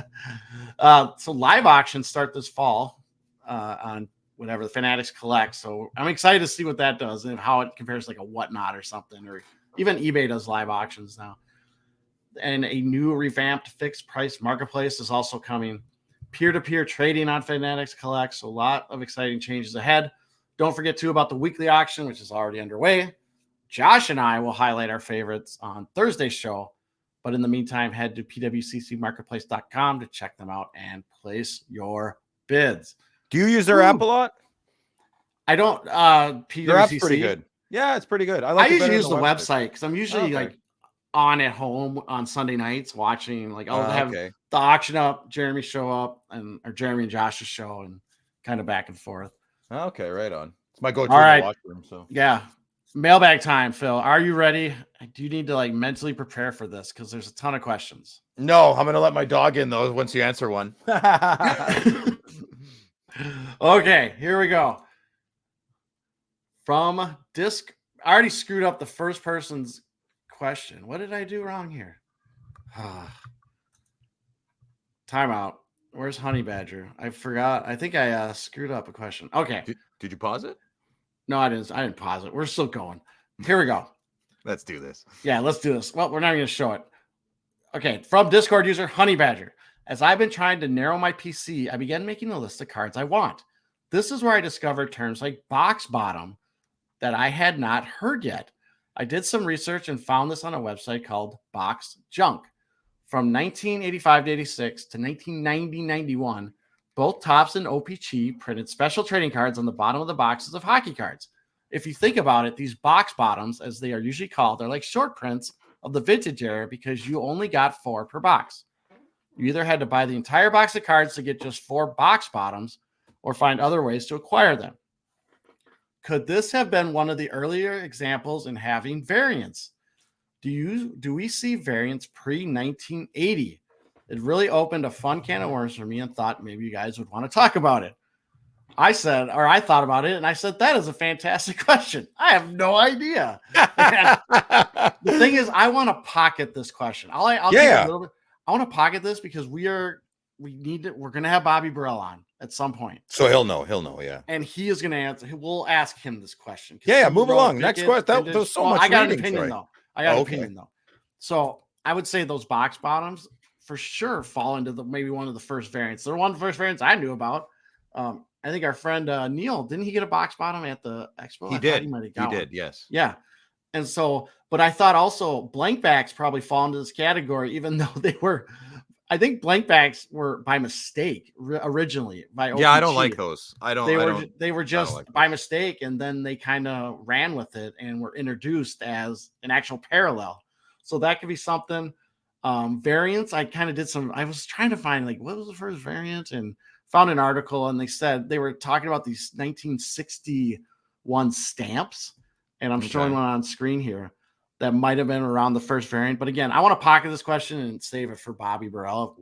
When we get him on, I'm not going to say when we're going to get him on, because he would be that might be a 3-hour show. That'll be good. That will be interesting. Okay. Now I think I have all my questions up. From Discord user North Stars fan 23. When breakers do a slow reveal with a filler card and drag it across the card underneath, aren't they concerned at all about smudging an autograph? No, because they're more concerned about getting more views. Okay, I said they should be. They better be. And I'll fully admit, this is one thing that's always drove me nuts when I see it, because you see the slow reveal, and then if it's an auto, there's been like one time I saw a little smudge. And I hate the slow reveal. I can't stand it. I'll do it to myself. I do it to myself. I'm like, I can't. I don't do it. Oh man, who was it at Chateau Gongshow? Was Neil, right? He would take 60 seconds. And you're yelling at him. Yeah, every time I'd bump his elbow just to get it going. Yeah, so the slow reveal, I get it. If you're going to do the slow reveal, though, at least try to have the filler above the card, not rubbing against it as you move it up and down. So if it does end up being an auto, especially like if it's a gold or those silver autos with thicker pens, they can smudge pretty easily out of the pack. So that's what I would be worried about. But yes, they should be worried about it. All right, next question. Instagram, Hendkeo, Hendkeo. Hey guys, small-time collector from Sweden. Just picked up the hobby again after a 20-year break. Now I'm collecting together with my hockey-playing daughter. In these Bedard mania times, what are your thoughts on Leo Carlsson? I would not be surprised if he lifts the Stanley Cup before Bedard. Love your show. Keep up the great work. Hendrik Olsen. Oh boy, I'm gonna get this town wrong. Kristenstad, Sweden. That was good. Okay, first of all, welcome back to the Hockey Card Hobby. 20-year break. Welcome. Yeah, welcome back. Love it that you're back. One of us. Love the question. Phil, do you want to go first or you want me to think? I'll go first, sure. Yeah. Okay. I've never seen Leo Carlsson play live. I've only seen a couple of games. I don't know much about him. I would need to ask my son. Go ahead, Troy. And your son knows everything about hockey. Everything about hockey. Yeah. So my thoughts on Carlsson. I've watched him play a little bit sparsely, random here and there, and I like Leo Carlsson. I think he has shown signs of being a really good player. Like this season, he had 12 goals, 17 assists for 39 points in 55 games played. Now, being the second overall pick in the draft, Carlsson, he has that potential. We always say the potential to be a great player. How it's always a challenge actually to predict what it'll become. Now, we've already had the injury train kind of happen with him. He's had an MCL sprain and he had concussion. So two big things happened already. Not that that's new. It seems like a lot of rookies like Bedard, jaw broke or whatever he had. And another thing working against Carlsson right now, he's on Anaheim. They're terrible. Didn't help him one bit being on Anaheim. But the one thing I do like about what the Ducks are doing is they actually had a plan with what they're going to do with Carlsson. We're going to be purposeful. They were going to try to get him accustomed to the NHL's game, which is a lot different than the European game. And they had this, they called it the Carlsson plan, where they would strategically put him in and then let him sit or scratch and back and forth. Well, then there was this whole streak during the season where they needed him. There was some injuries and he ended up playing a bunch of games in a row and then he got kind of injured. Did he help him out though? Did he help him out when he came back? Oh yeah. He ended the season, if I remember right, on a high note, we'll call that. So when he came in too with the draft, there's a lot of worries about his skating and it seems like that's kind of overblown. I didn't hear any issues. I haven't seen any issues with the skating from the little clips I've watched. Swedish and they're questioning his skating. Yeah. You don't hear that too often. Yeah. So again, I'll say this, it's Anaheim. And I like the bold prediction that he'll pick a cup up before Bedard. Yeah, I like that. I mean, right now Chicago's going to be awful. Anaheim's probably awful again, but we'll see. We'll see. I like Carlsson though. I can only be in love with one Carlsson at a time. Prince Eric will forever be in my heart. Oh, there you go. UK65. Yeah. Next question from Irish Flyers Collector. With the NHL now using sponsorship patches on jerseys, do you know if there have been any confirmed use of these corporate logo patches as memorabilia in cards yet? Maybe it's too soon since those patches only started in 22-23. Great question. I don't remember seeing anything of a corporate logo card in a patch but I haven't really looked for them. But I would think if they were, someone would have called it out somewhere. Yeah. I really, really hope they don't go this route. God, please don't go this route. Yeah. I don't want whatever. Excel Energy is what the big electric company is in Minnesota. I don't want them on a patch. I'm mad. Milk. I got milk on my card. Yeah, they can't do this. This would cause chaos. People get so mad. They would try. You know they're going to. They're giving us laundry tags. Well, what do you do? Do not tumble dry. God, that's in a hockey card. Come on. I agree. You don't think you're gonna get some Kraft Dinner McCain little logo in the future? Yeah. I don't know if I'm in the minority, but I we'll be dead. I can't stand laundry tags. I think they're the most ridiculous thing ever. If I want a laundry tag, I'll just go cut it off my shirt. Here it is. It doesn't have the sweat of a superstar. Well, that's not true. You're a superstar, Troy, in my way. But I was just to say, could you imagine them trying to get patches from a European jersey? Because those things are nothing but ads. They're like just one big ad everywhere. Upper Deck will use everything they can. Well, as they should. I would too. Yeah. Go capitalism. I hope they don't, but I'm just not buying that card, right? All right. Discord user JT Hockey, great question. And I'm going to fully admit I have no idea. How is Dylan Garand, I think is how you spell it, Garand, able to get a Young Guns card? He dressed as a backup for the Rangers for one game, but didn't get any ice time. Do goalies have different rules than skaters and just have to dress? I do not know. This is a great question. Now, I did not verify that this Young Guns is on a checklist. I'm just going to go with that it is, and we're going to try to figure it out. So I texted Josh. This might be one we have to use our bat phone on and just get an answer from Upper Deck on. Yeah, back pocket it. And just be like, listen, help explain this to us. Because when I did my research, we've heard all the regular rules, but there was a blog post from 2016 that Upper Deck puts out. And I don't even know if this is still accurate, but this is what I found. NHLPA has a rule that no player can be featured on a trading card until they have played in an official NHL game. Now, again, this article is from 2016, so maybe there's been a change in that language. There's definitely been new agreements signed by the NHLPA, and Upper Deck. So my thought is maybe there's some verbiage change on that. Maybe I'm using old stuff. And then, so I started going down this rabbit hole. I'm like, okay, let me look up this guy. Oh boy. Connor, what's his name? I can't remember. Dylan Garand. I hope I'm saying his name right. Keep talking, Troy. I can hear you and I can speak. You're just not going to see me for a second. Okay. Well, so Garand started the 23-24 season at Hartford, but was recalled to the Rangers to serve as their backup goalie for a game on November 9th against the Wild. He was returned to the Hartford Wolfpack after the game. He was recalled to the Rangers playoff roster in May. So at least I could see how they got a picture, if they got a picture of him during that game against the Wild. That makes sense how they did that. Yeah, like in warm-ups or something. But again, he didn't actually play in the game. I don't think he did. I thought I went and looked at the stat sheet and didn't see him play. So great question. I think this is one we have to pass along and see if we can get an answer on. Be actually very, very curious to see what that would be. Yeah. Billy would know. I hope so. We'll see. Okay, next question. Discord user KMM. When buying sealed wax cases, is there an advantage to buying a master case versus just one inner case? Ooh. Can you miss out on hits if you just buy an inner case? Phil, my quick answer to this is yes. That you can miss out on hits if you just buy an inner case. So I just bought 2K. Like, so okay, first and foremost, I have no idea. I always wonder this stuff. Grant, Grant would know, the guy I bought 2 cases from. So I bought 2 cases of Parkhurst Champions, but they were they looked like inner cases. Okay. So I don't know. I've always wondered that, like, do you get a bigger hit in a master case that has 2 inner cases? Like one of those 2 cases has a better hit. You know what? Most people probably know the answer to this, but we're kind of ridiculous and we don't seem to know. Yeah, well, it's like, I was hoping because I don't buy cases that much, and I go, maybe one day I will, but you have a master case, right? Or a full case. I like a master case, full case.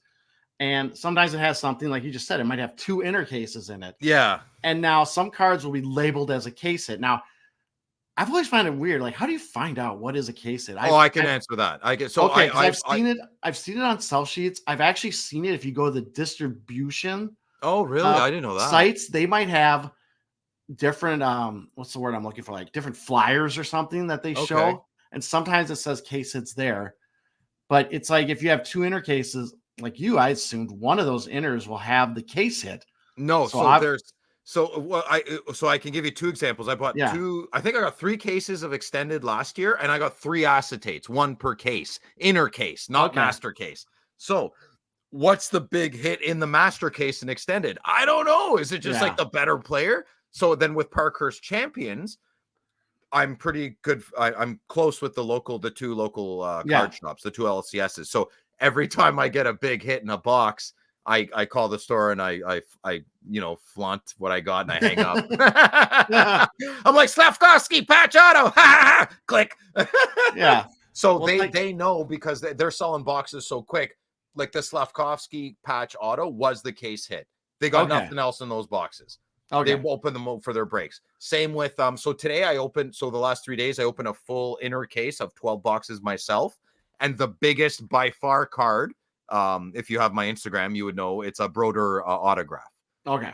So that was the case hit for out of the 12 boxes by far. Like that's how you know it's so obvious. Yeah, I think we're probably sending some people into fits listening to us talk about this. Yeah. These guys are so wrong, and I'm gonna tell them. And, hey, no. If we're wrong, message us, because that's I'm not wrong from personal experience. Yeah. It might not match someone else's, and people get mad about that. Anyways. No, I love it when people tell us, because guess what? We've said this from day one. We are also learning every day. We're just yapping away, man. You think I would have never come on the show if you guys didn't say so. You can say whatever you want. It doesn't have to be accurate. Awesome. All right. Discord user JT Hockey. It was mentioned briefly on Thursday's episode. How is OPG paper still $190 US? Yeah, it's crazy. How is it more expensive than products like SP Game Use, Synergy, and Trilogy, where you have a chance of hitting significantly better Bedard cards? It's a great question. It makes less and less sense as Bedard values continue to drop.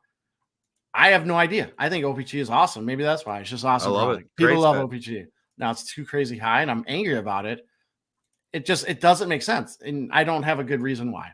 It's a seller's, like the dealers are in more control right now for a little bit of time. Like, you know, seller's market, buyer's market, all that stuff. I'd say it's more of a seller's market right now, but I don't think they're accurate. I think it should be a buyer's market. We're just waiting. The buyers are waiting a little bit for these dealers to kind of like get off this Cloud9 stuff.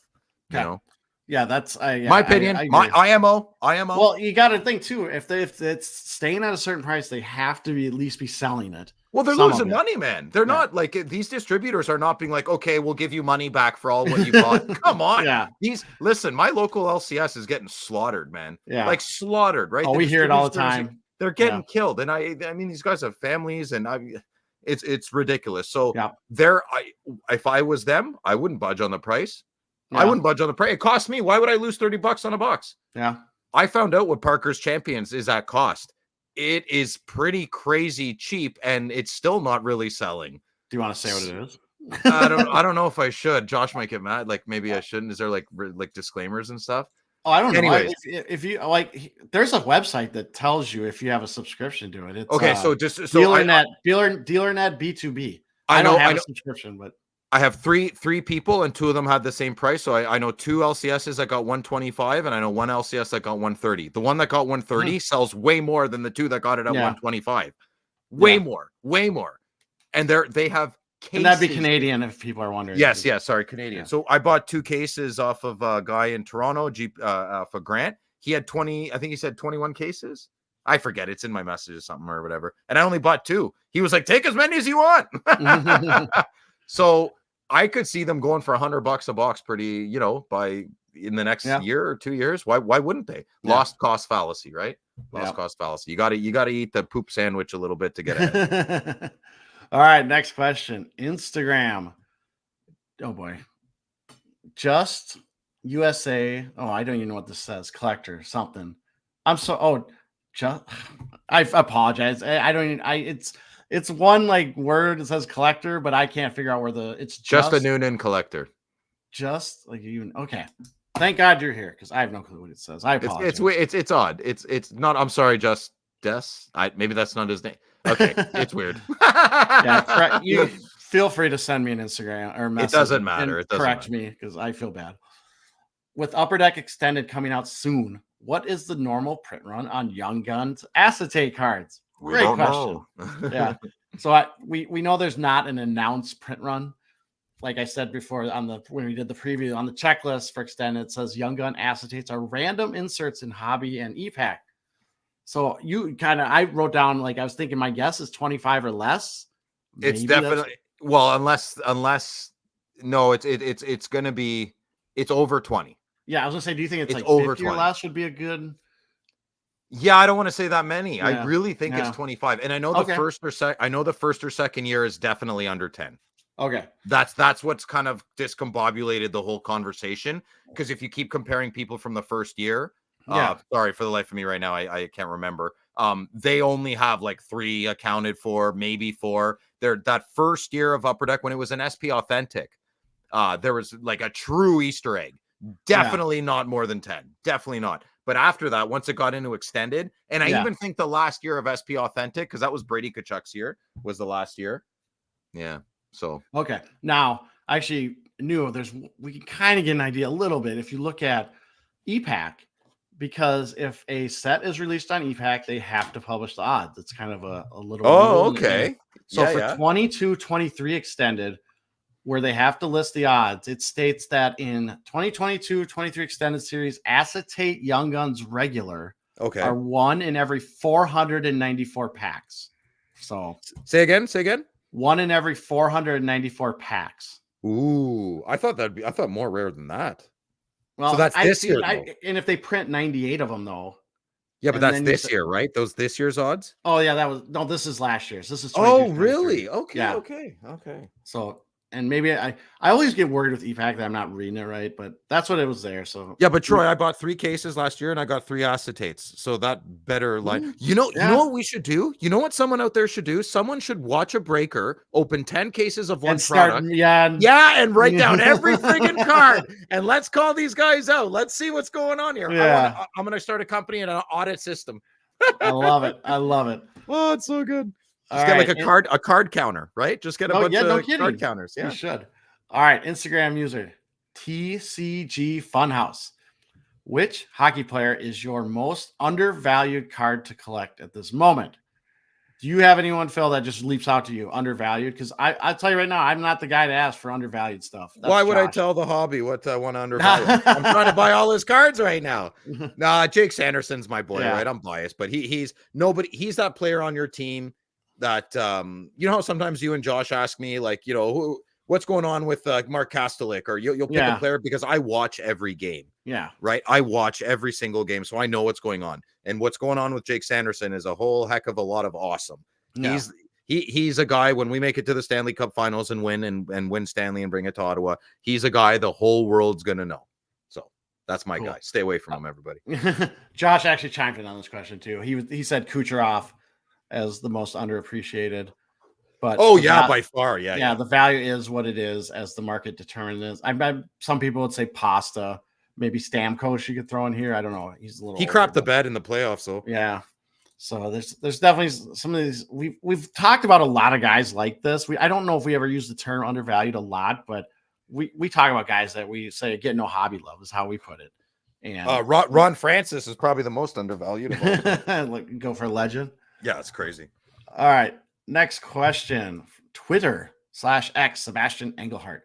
Phil, last week you dismissed Premier when Josh brought it up and called it the poor man's cup. It is my favorite set. Amazing quality cards, on card autos, and game use patches for 1/4 the price of the cup. What don't you like about it?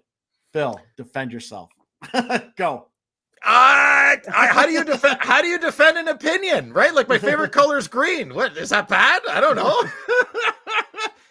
I'm such a cup fanboy that when I feel something's trying to kind of be like it, and I'm sorry if that's not the vibe it's giving you, but like it kind of gives me I really don't want to finish my thoughts out loud. I don't like to. Okay, it's the Diet Cola of a high-end product to me.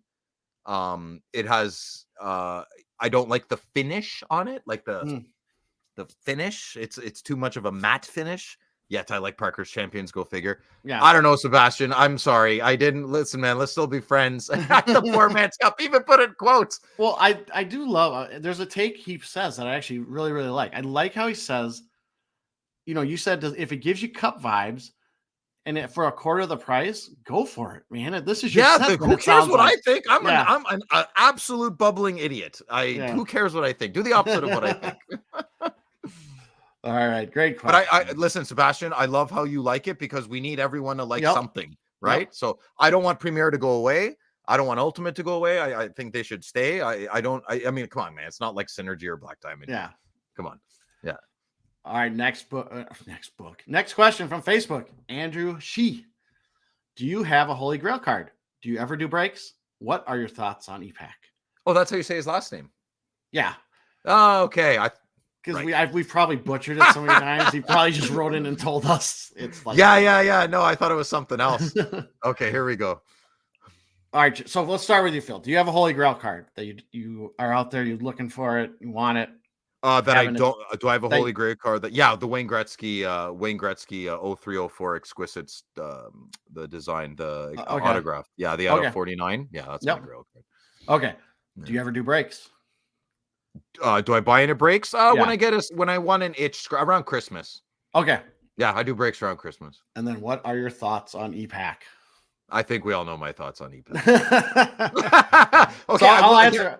Hold I'll on. answer- I will say I think EPAC is an absolute very important service because I live in Canada and there's a lot of do you have rural routes down there?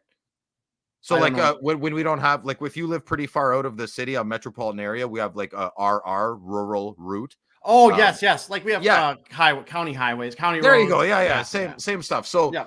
for those people, like, oh, I'm going to my LCS and I'm going to stay at the It's local hotel 4 and I'll see hours you to get tomorrow. there, Yeah, yeah. it's like, so that's who EPAC's for. I don't think EPAC should be for the people I'm making fun of.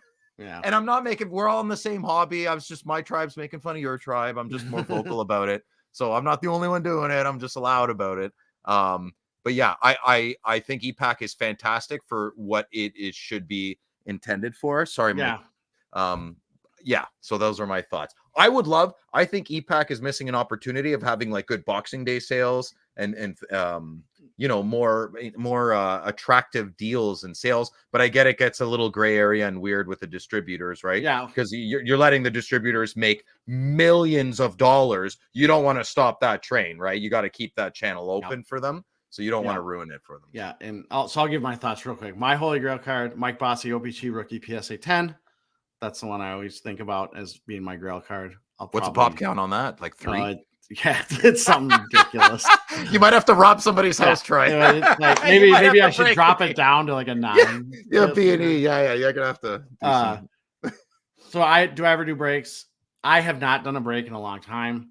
I did do breaks in the past. They like you said, they scratch an itch. I never got to the point where I thought I was doing too much. Me I'm neither. pretty good with my managing that stuff, but I see how it can be so addicting to do that. Really, so See, I don't. I can see it. Like there's times where I was just like, oh, I should just buy into something. Oh man, I'm like, oh, there's another box he has to do. I want to go to bed. I get bored, man. I can't. So no. But I don't have nothing against breaks. I like breaks. I'll probably do some in the future. Just haven't done any recently. And then my thoughts on EPAC. So like you said, EPAC has a certain segment that it's really good for. And we've always said this, like Upper Deck's really good about, they price stuff high because they don't want to, we feel they don't want to like kill the hobby shop with the prices. Like they could squash everything out there if they started releasing stuff for $50 cheaper than a hobby box at your LCS. Yeah. They would just wipe everything out. Now, I don't know what their plans are to do that. Sometimes I just laugh at the pricing that comes out on EPAC. Every once in a while, you'll see a pretty good deal, but EPAC has a certain, it's for people that want the hits. They want their inserts. Oh, they're crazy. You can trade the bases, right? There's no physical component of the base cards, but you can trade and try to trade into parallels and stuff like that. So it's a unique idea. There's some special redemptions you can do on there that are pretty interesting. I've never been a big EPAC. I've only opened maybe like 5 boxes, 10 boxes, but then I've never bought anything off I only have an EPAC account just to get trades. And then I get it sent and then. Well, then if you're into the ComC linking, which I just have started exploring, there's a unique thing there you can do and move stuff because all the cards I think are physically held. The physical cards are held at ComC. So it's an integrates really? there. Yeah. You can transfer them to ComC, your physical cards, and then go from there if you want to sell them or send them in for grading and all that stuff. What's the qualification to put it on EPAC? Like, is my Parkhurst Champions good? I'm using so it has to be. It has to be released on EPAC. Like there has to be.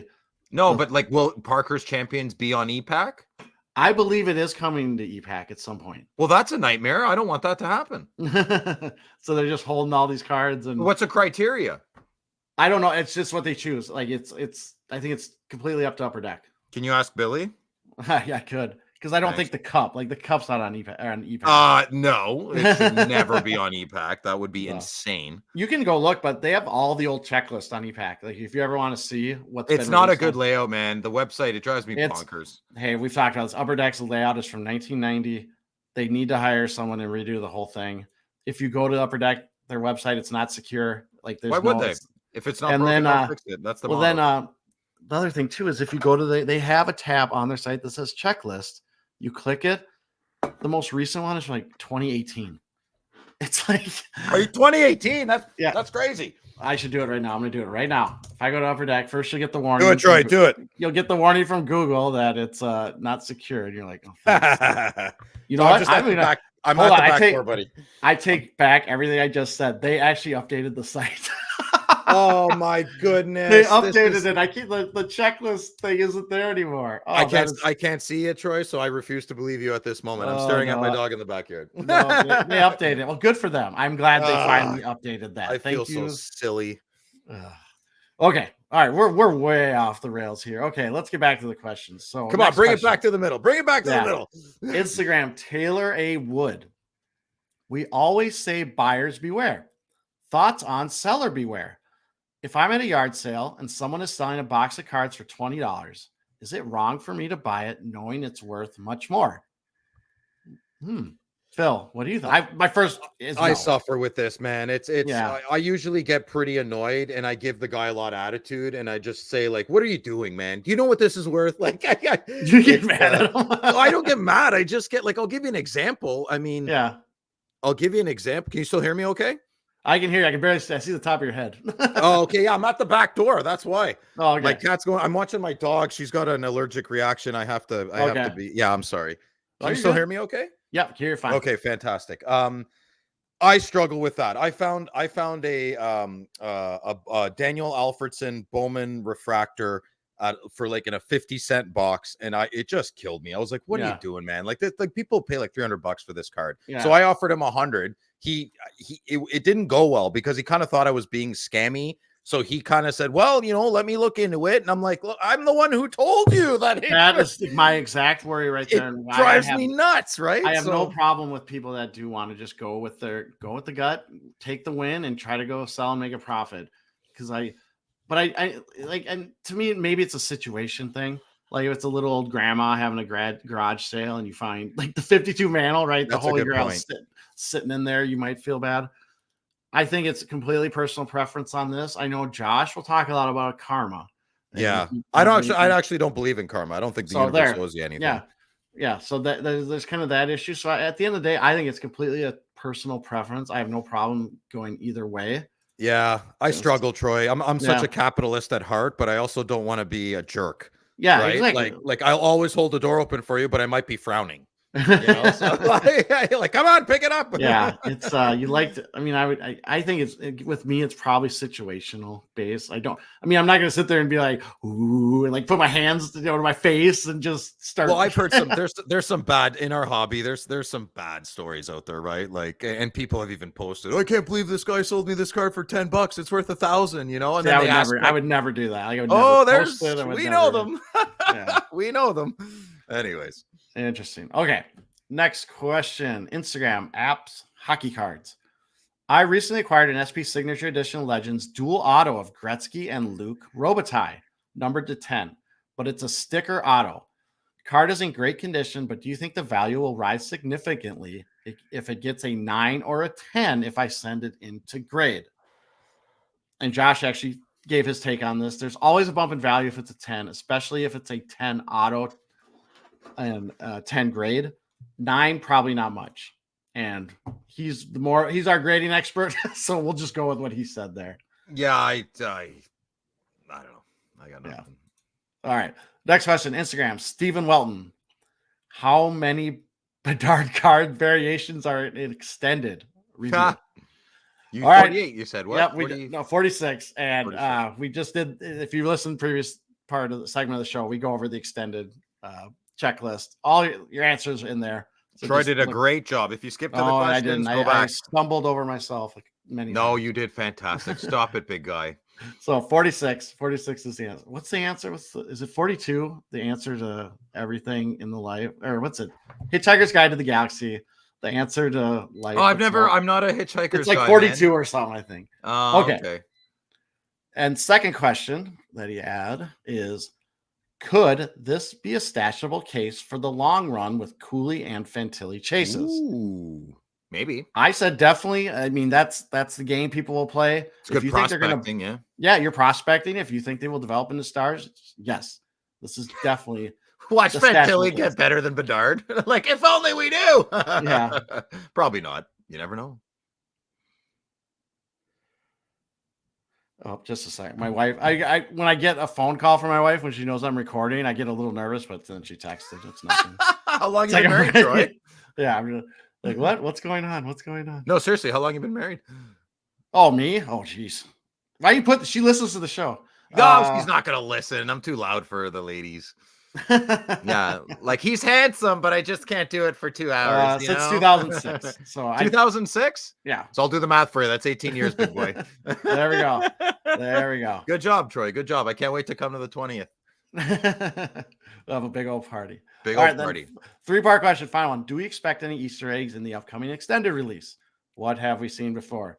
I will refer you again to the checklist preview we did. I think we answered both of those in there, maybe. I have an idea. I have an idea. He was waving frantically at me, and I did not see it. You know how there's no Gretzky in this extended, blah blah blah. Yes. Maybe he's got an acetate card. Oh, you silly dog! Super duper, bud. You are silly, and I will agree with you 100%. Let's do it. All right, next question. We're getting there. We're almost done, people. We're chopping away. I thought this was supposed to be short, dude. I got to be at my shop at 6 a.m. It's I'm telling you, I knew I jinxed it the minute I said. You're crazy, Troy. I got to take down like 10 junipers tomorrow. Instagram, KLUEBS.collectibles. What makes Future Watch autos more valuable than other numbered auto rookie cards? Lower serial numbers. They've just been around forever, and everybody knows what they are. Yep. Hobby legacy of SP Authentic and the Future Watch Auto. And for some reason, the hobby decided that this is the key rookie card auto. That was Josh. So, yeah. Did he say? I like that term, hockey legacy card. Yeah, it's legacy. Yeah, I like that. That's good. Yep. Yeah, it makes me feel kind of stoic. Actually, a hockey legacy card. Son. Yeah, there you go. You sound like you know something. All right, Instagram, Jeremy Cat. Oh yeah, go ahead. Jeremy Caton 6 CATON. Yeah. Do you think that Upper Deck having exclusivity in hockey cards has hurt the hobby? Phil, go. I used to, yes, but I'm slowly turning the page and seeing the poop show that is Fanatics, Topps, Panini. So you know what? The devil you know, and I'm not saying upper, it's just a phrase, guys. Don't get upset at me. Yes. It's just a phrase, but the devil you know is easier to deal with. Yeah. So I think Upper Deck has done an amazing job. Could it be better? Of course. Do I have strong opinions? Absolutely. Do I whine and complain like everybody? Yes, but I'll give dues when dues are. I think Upper Deck has treated us the best, us hockey people, compared to other sports. And I love them for it. And Upper Deck, listen, man, when you're in love, right? Like Troy, obviously you argue with your wife, but you love your wife, right? Yes. When you're in love with something, you want to tell the world about it, but you're also allowed to criticize it. You're allowed to criticize it. You are.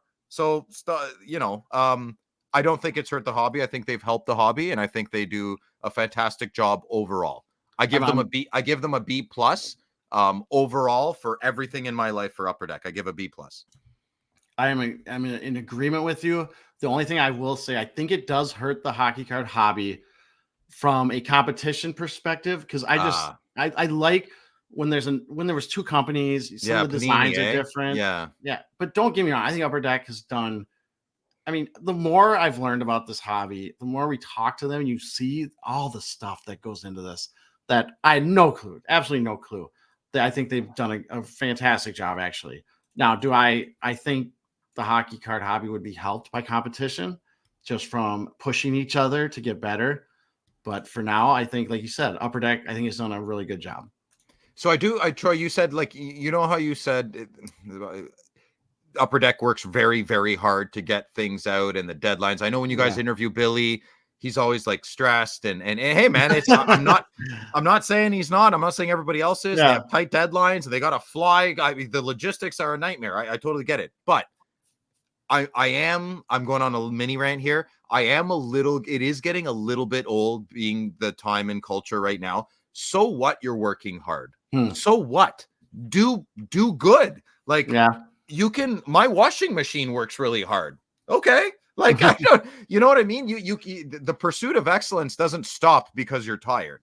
So is Upper Deck working really, really hard to bring us things by deadline and get on card autos? Great, man. Thanks.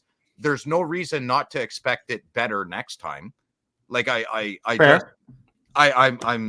guess maybe I'm in B. It's Father's Day. Happy Father's Day to everybody. Like this happy Father's Day, Phil. This goes exactly back to your thing of you can criticize what you love. There you go. Like, that's the perfect example. So like look inward is, you know, and if you're working really hard, work smarter. Yep. Maybe less hard, right? Maybe go on that vacation you could have. Sorry, mini rant. Next question. All right, next question. Instagram, Sasky. I like saying that name. What inserts do you guys think will be worth the most in 20 years? And I when I see these questions, I want to say anything Frank Porco tells me from the 90s. Love Porco. Yeah, it's Porco. I one of my favorite interviews ever when we talked about 90s. That was amazing. That was amazing interview. Yeah. Go back and watch it if you haven't. Fantastic. It's great. So Josh chimed in on this one. Tough to say exactly, but whichever ones that the hobby responds to that Upper Deck doesn't overdo or run into the ground. And first, like McDavid's first jambalaya.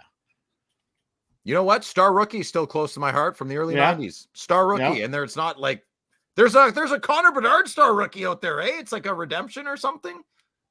Isn't there? Do you know anything about that?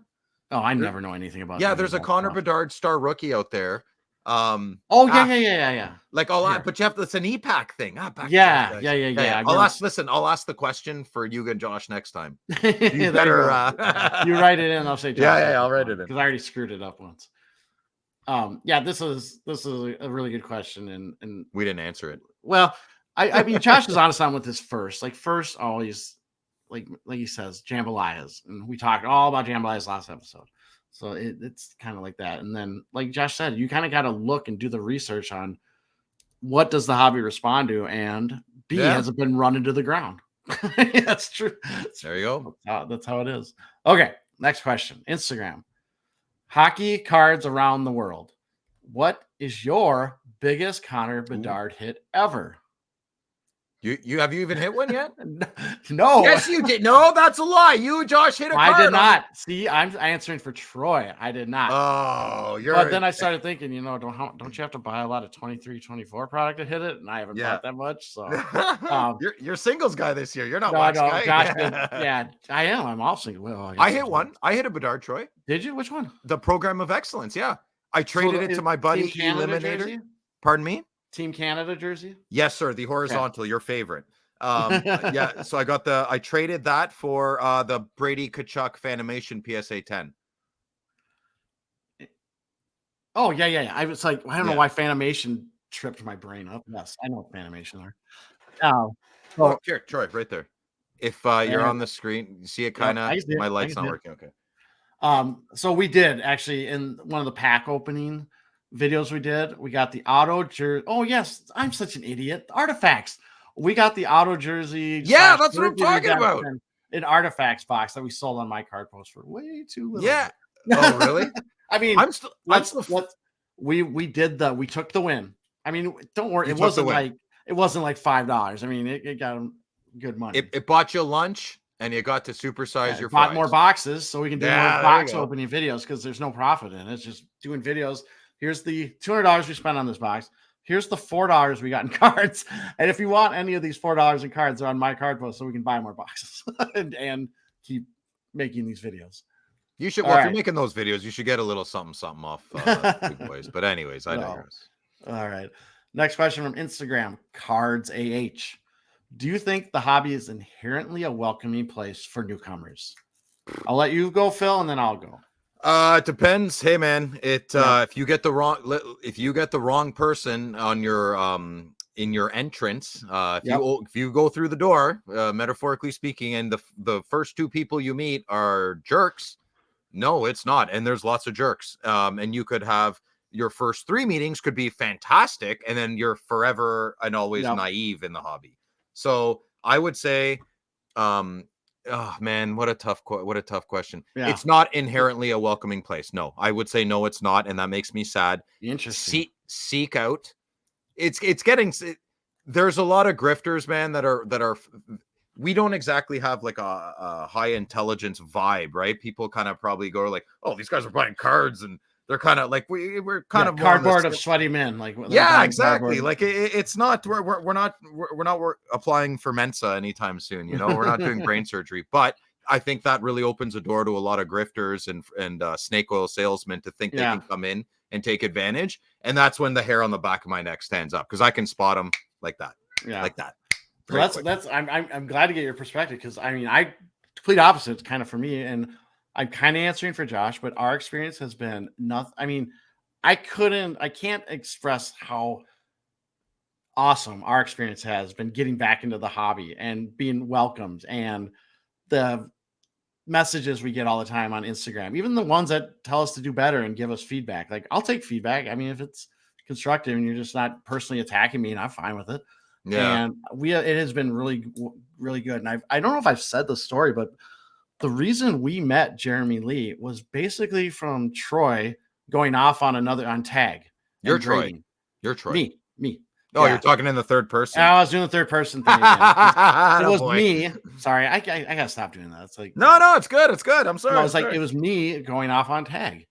That's how Jeremy reached out to us, and we started talking. And he could have totally just said, "You know what, jerks? I'm gonna like bury you," or like I don't know. He could have been just totally mean about it, but he wasn't. He actually was a rational human and said, "You know, let's talk more on why you don't like." Another grading company coming in and what we're doing. And from there, we've become great friends with him. Josh does a show with them, and it's been awesome. So when you got in the hobby, I wouldn't say you got lucky. It just went well. It went well for you guys. It did. It went well. It went very well. You haven't talked it like I've doing the Ottawa show a couple of times. I've heard like, oh man, thank you for being so nice to my son. That guy over there wouldn't give my son the time of day. Yeah. Like what if they didn't bump into me? I'm not tooting my own horn. I'm saying like my buddy Jeff, he's really good at the show. My friend Marty, there's the right people in the right places that are great, right? But there's a lot of money being thrown around, Troy, and I don't think we can ignore that, right? This constant. Another thing, like always be positive. Always listen, man. I get what you're saying. You want to surround yourself with positive energy, but there's bad people out there. There's bad people that will take advantage of you, and that's just a reality of it. Yeah. So unfortunately, I do not think our hobby is inherently a welcoming place for newcomers. I think it is. I think it is a fantastic hobby, and I think you should just still have the wits about you. Just because we're buying dudes that are sweaty on cards. It's silly. I love the jokes. I love everybody. But there's a lot of money being thrown around, and there's a lot of people willing to take your money if you're not paying attention. Well, I'll say this: if you want to be welcome to the hobby, just message us. We'll welcome you. We'll be like, yeah. Find your group, man. Find your group of people. You'll know fast. Find your people. Yeah. All right. Discord, California Dave, and his stash of bobbleheads.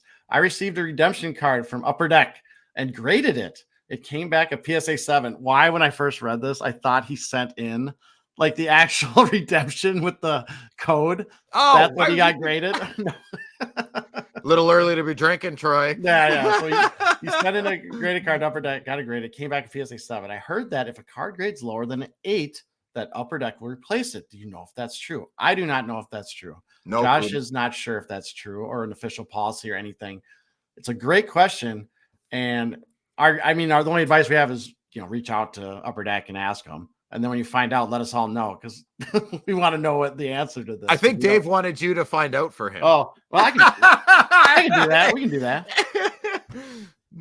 Yeah, so I don't know. It's a great question. I would love to know if that's an actual policy or not.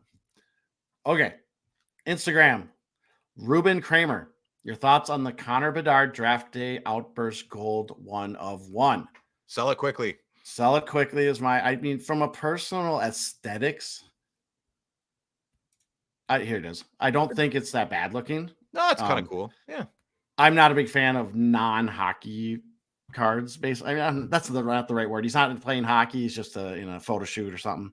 You know what this is? This is a picture that Mrs. Bedard puts on her fridge. Yeah. That's what this is. So what you're looking, it's a gold outburst of Bedard's draft day picture.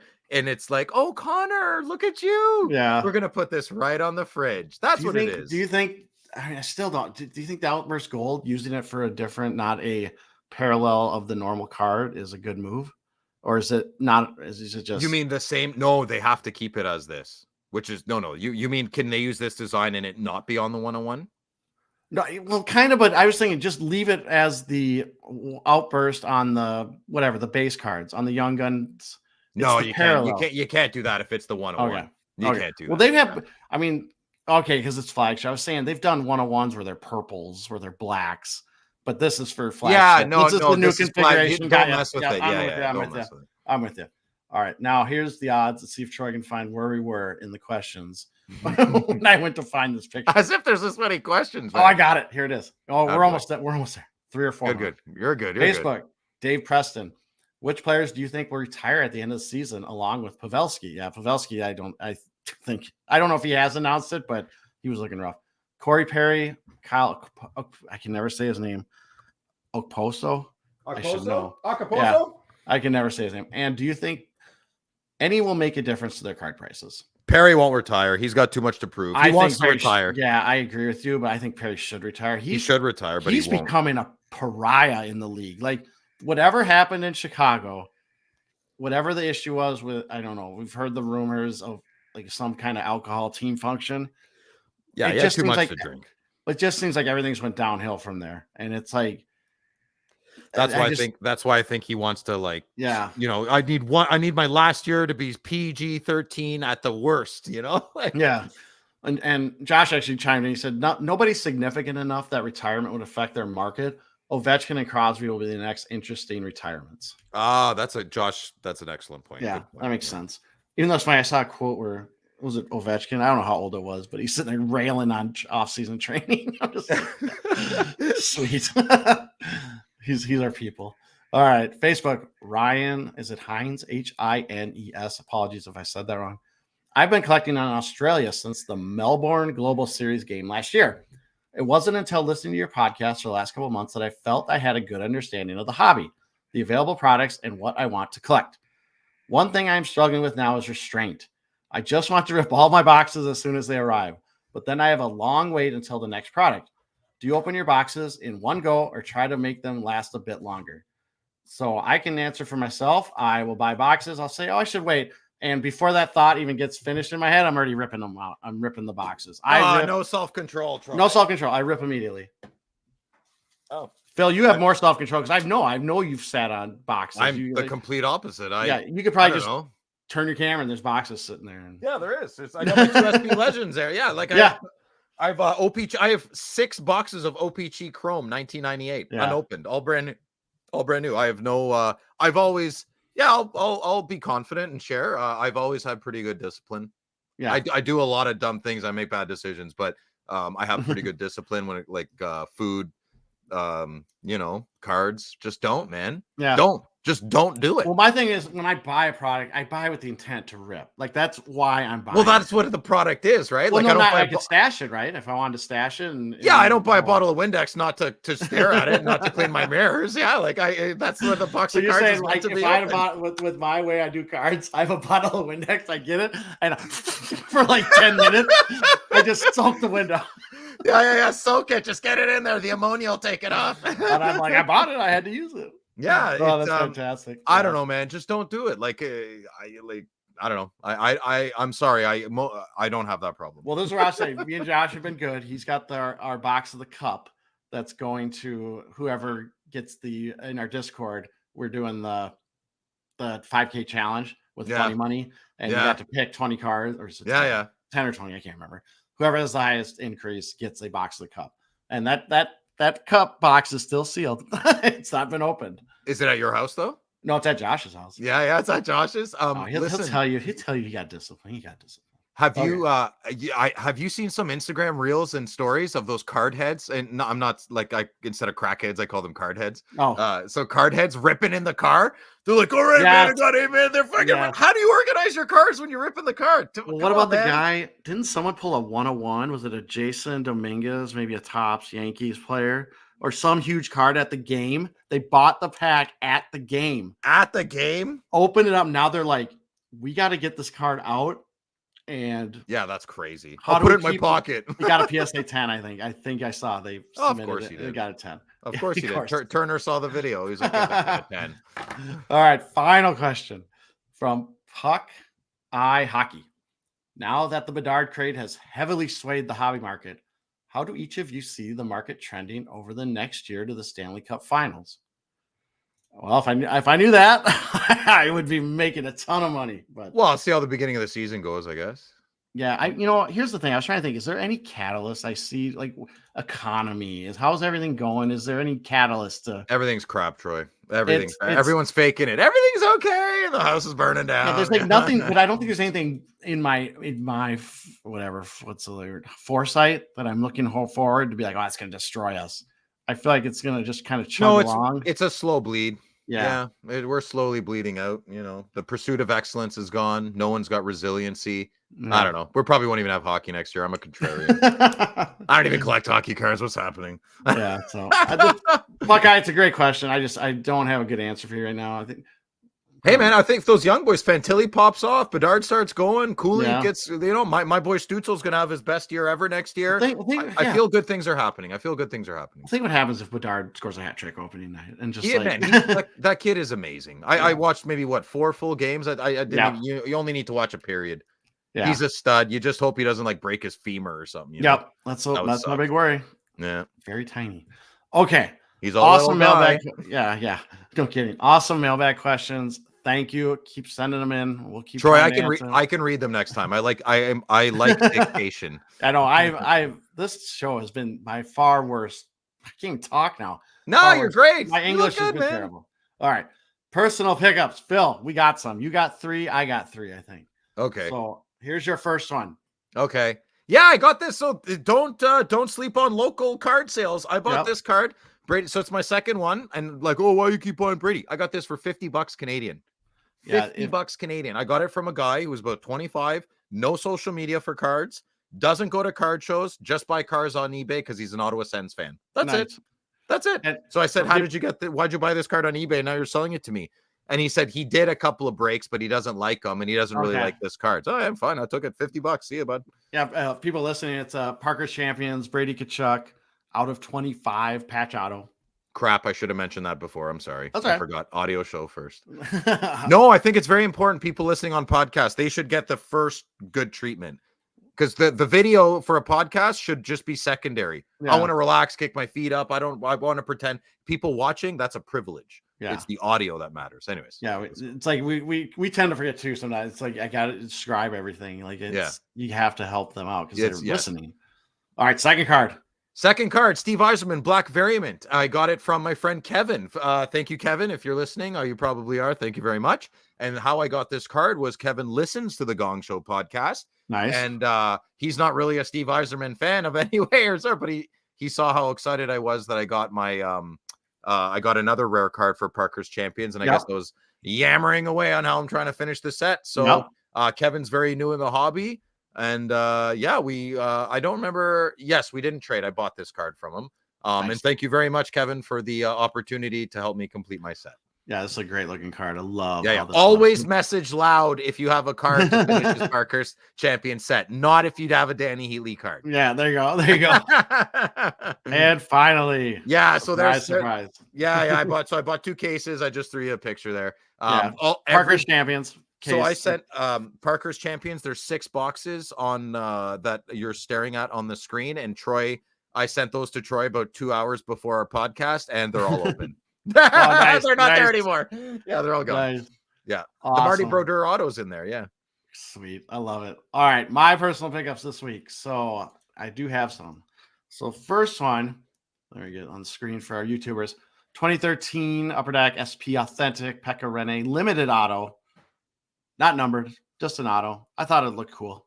That's why I bought it. Nice card, Troy. Nice card. Yeah, it's nothing super special, just nice looking card. Second card I love. 2012. Yeah. Panini Classic Signatures, Neil Broughton out of 50.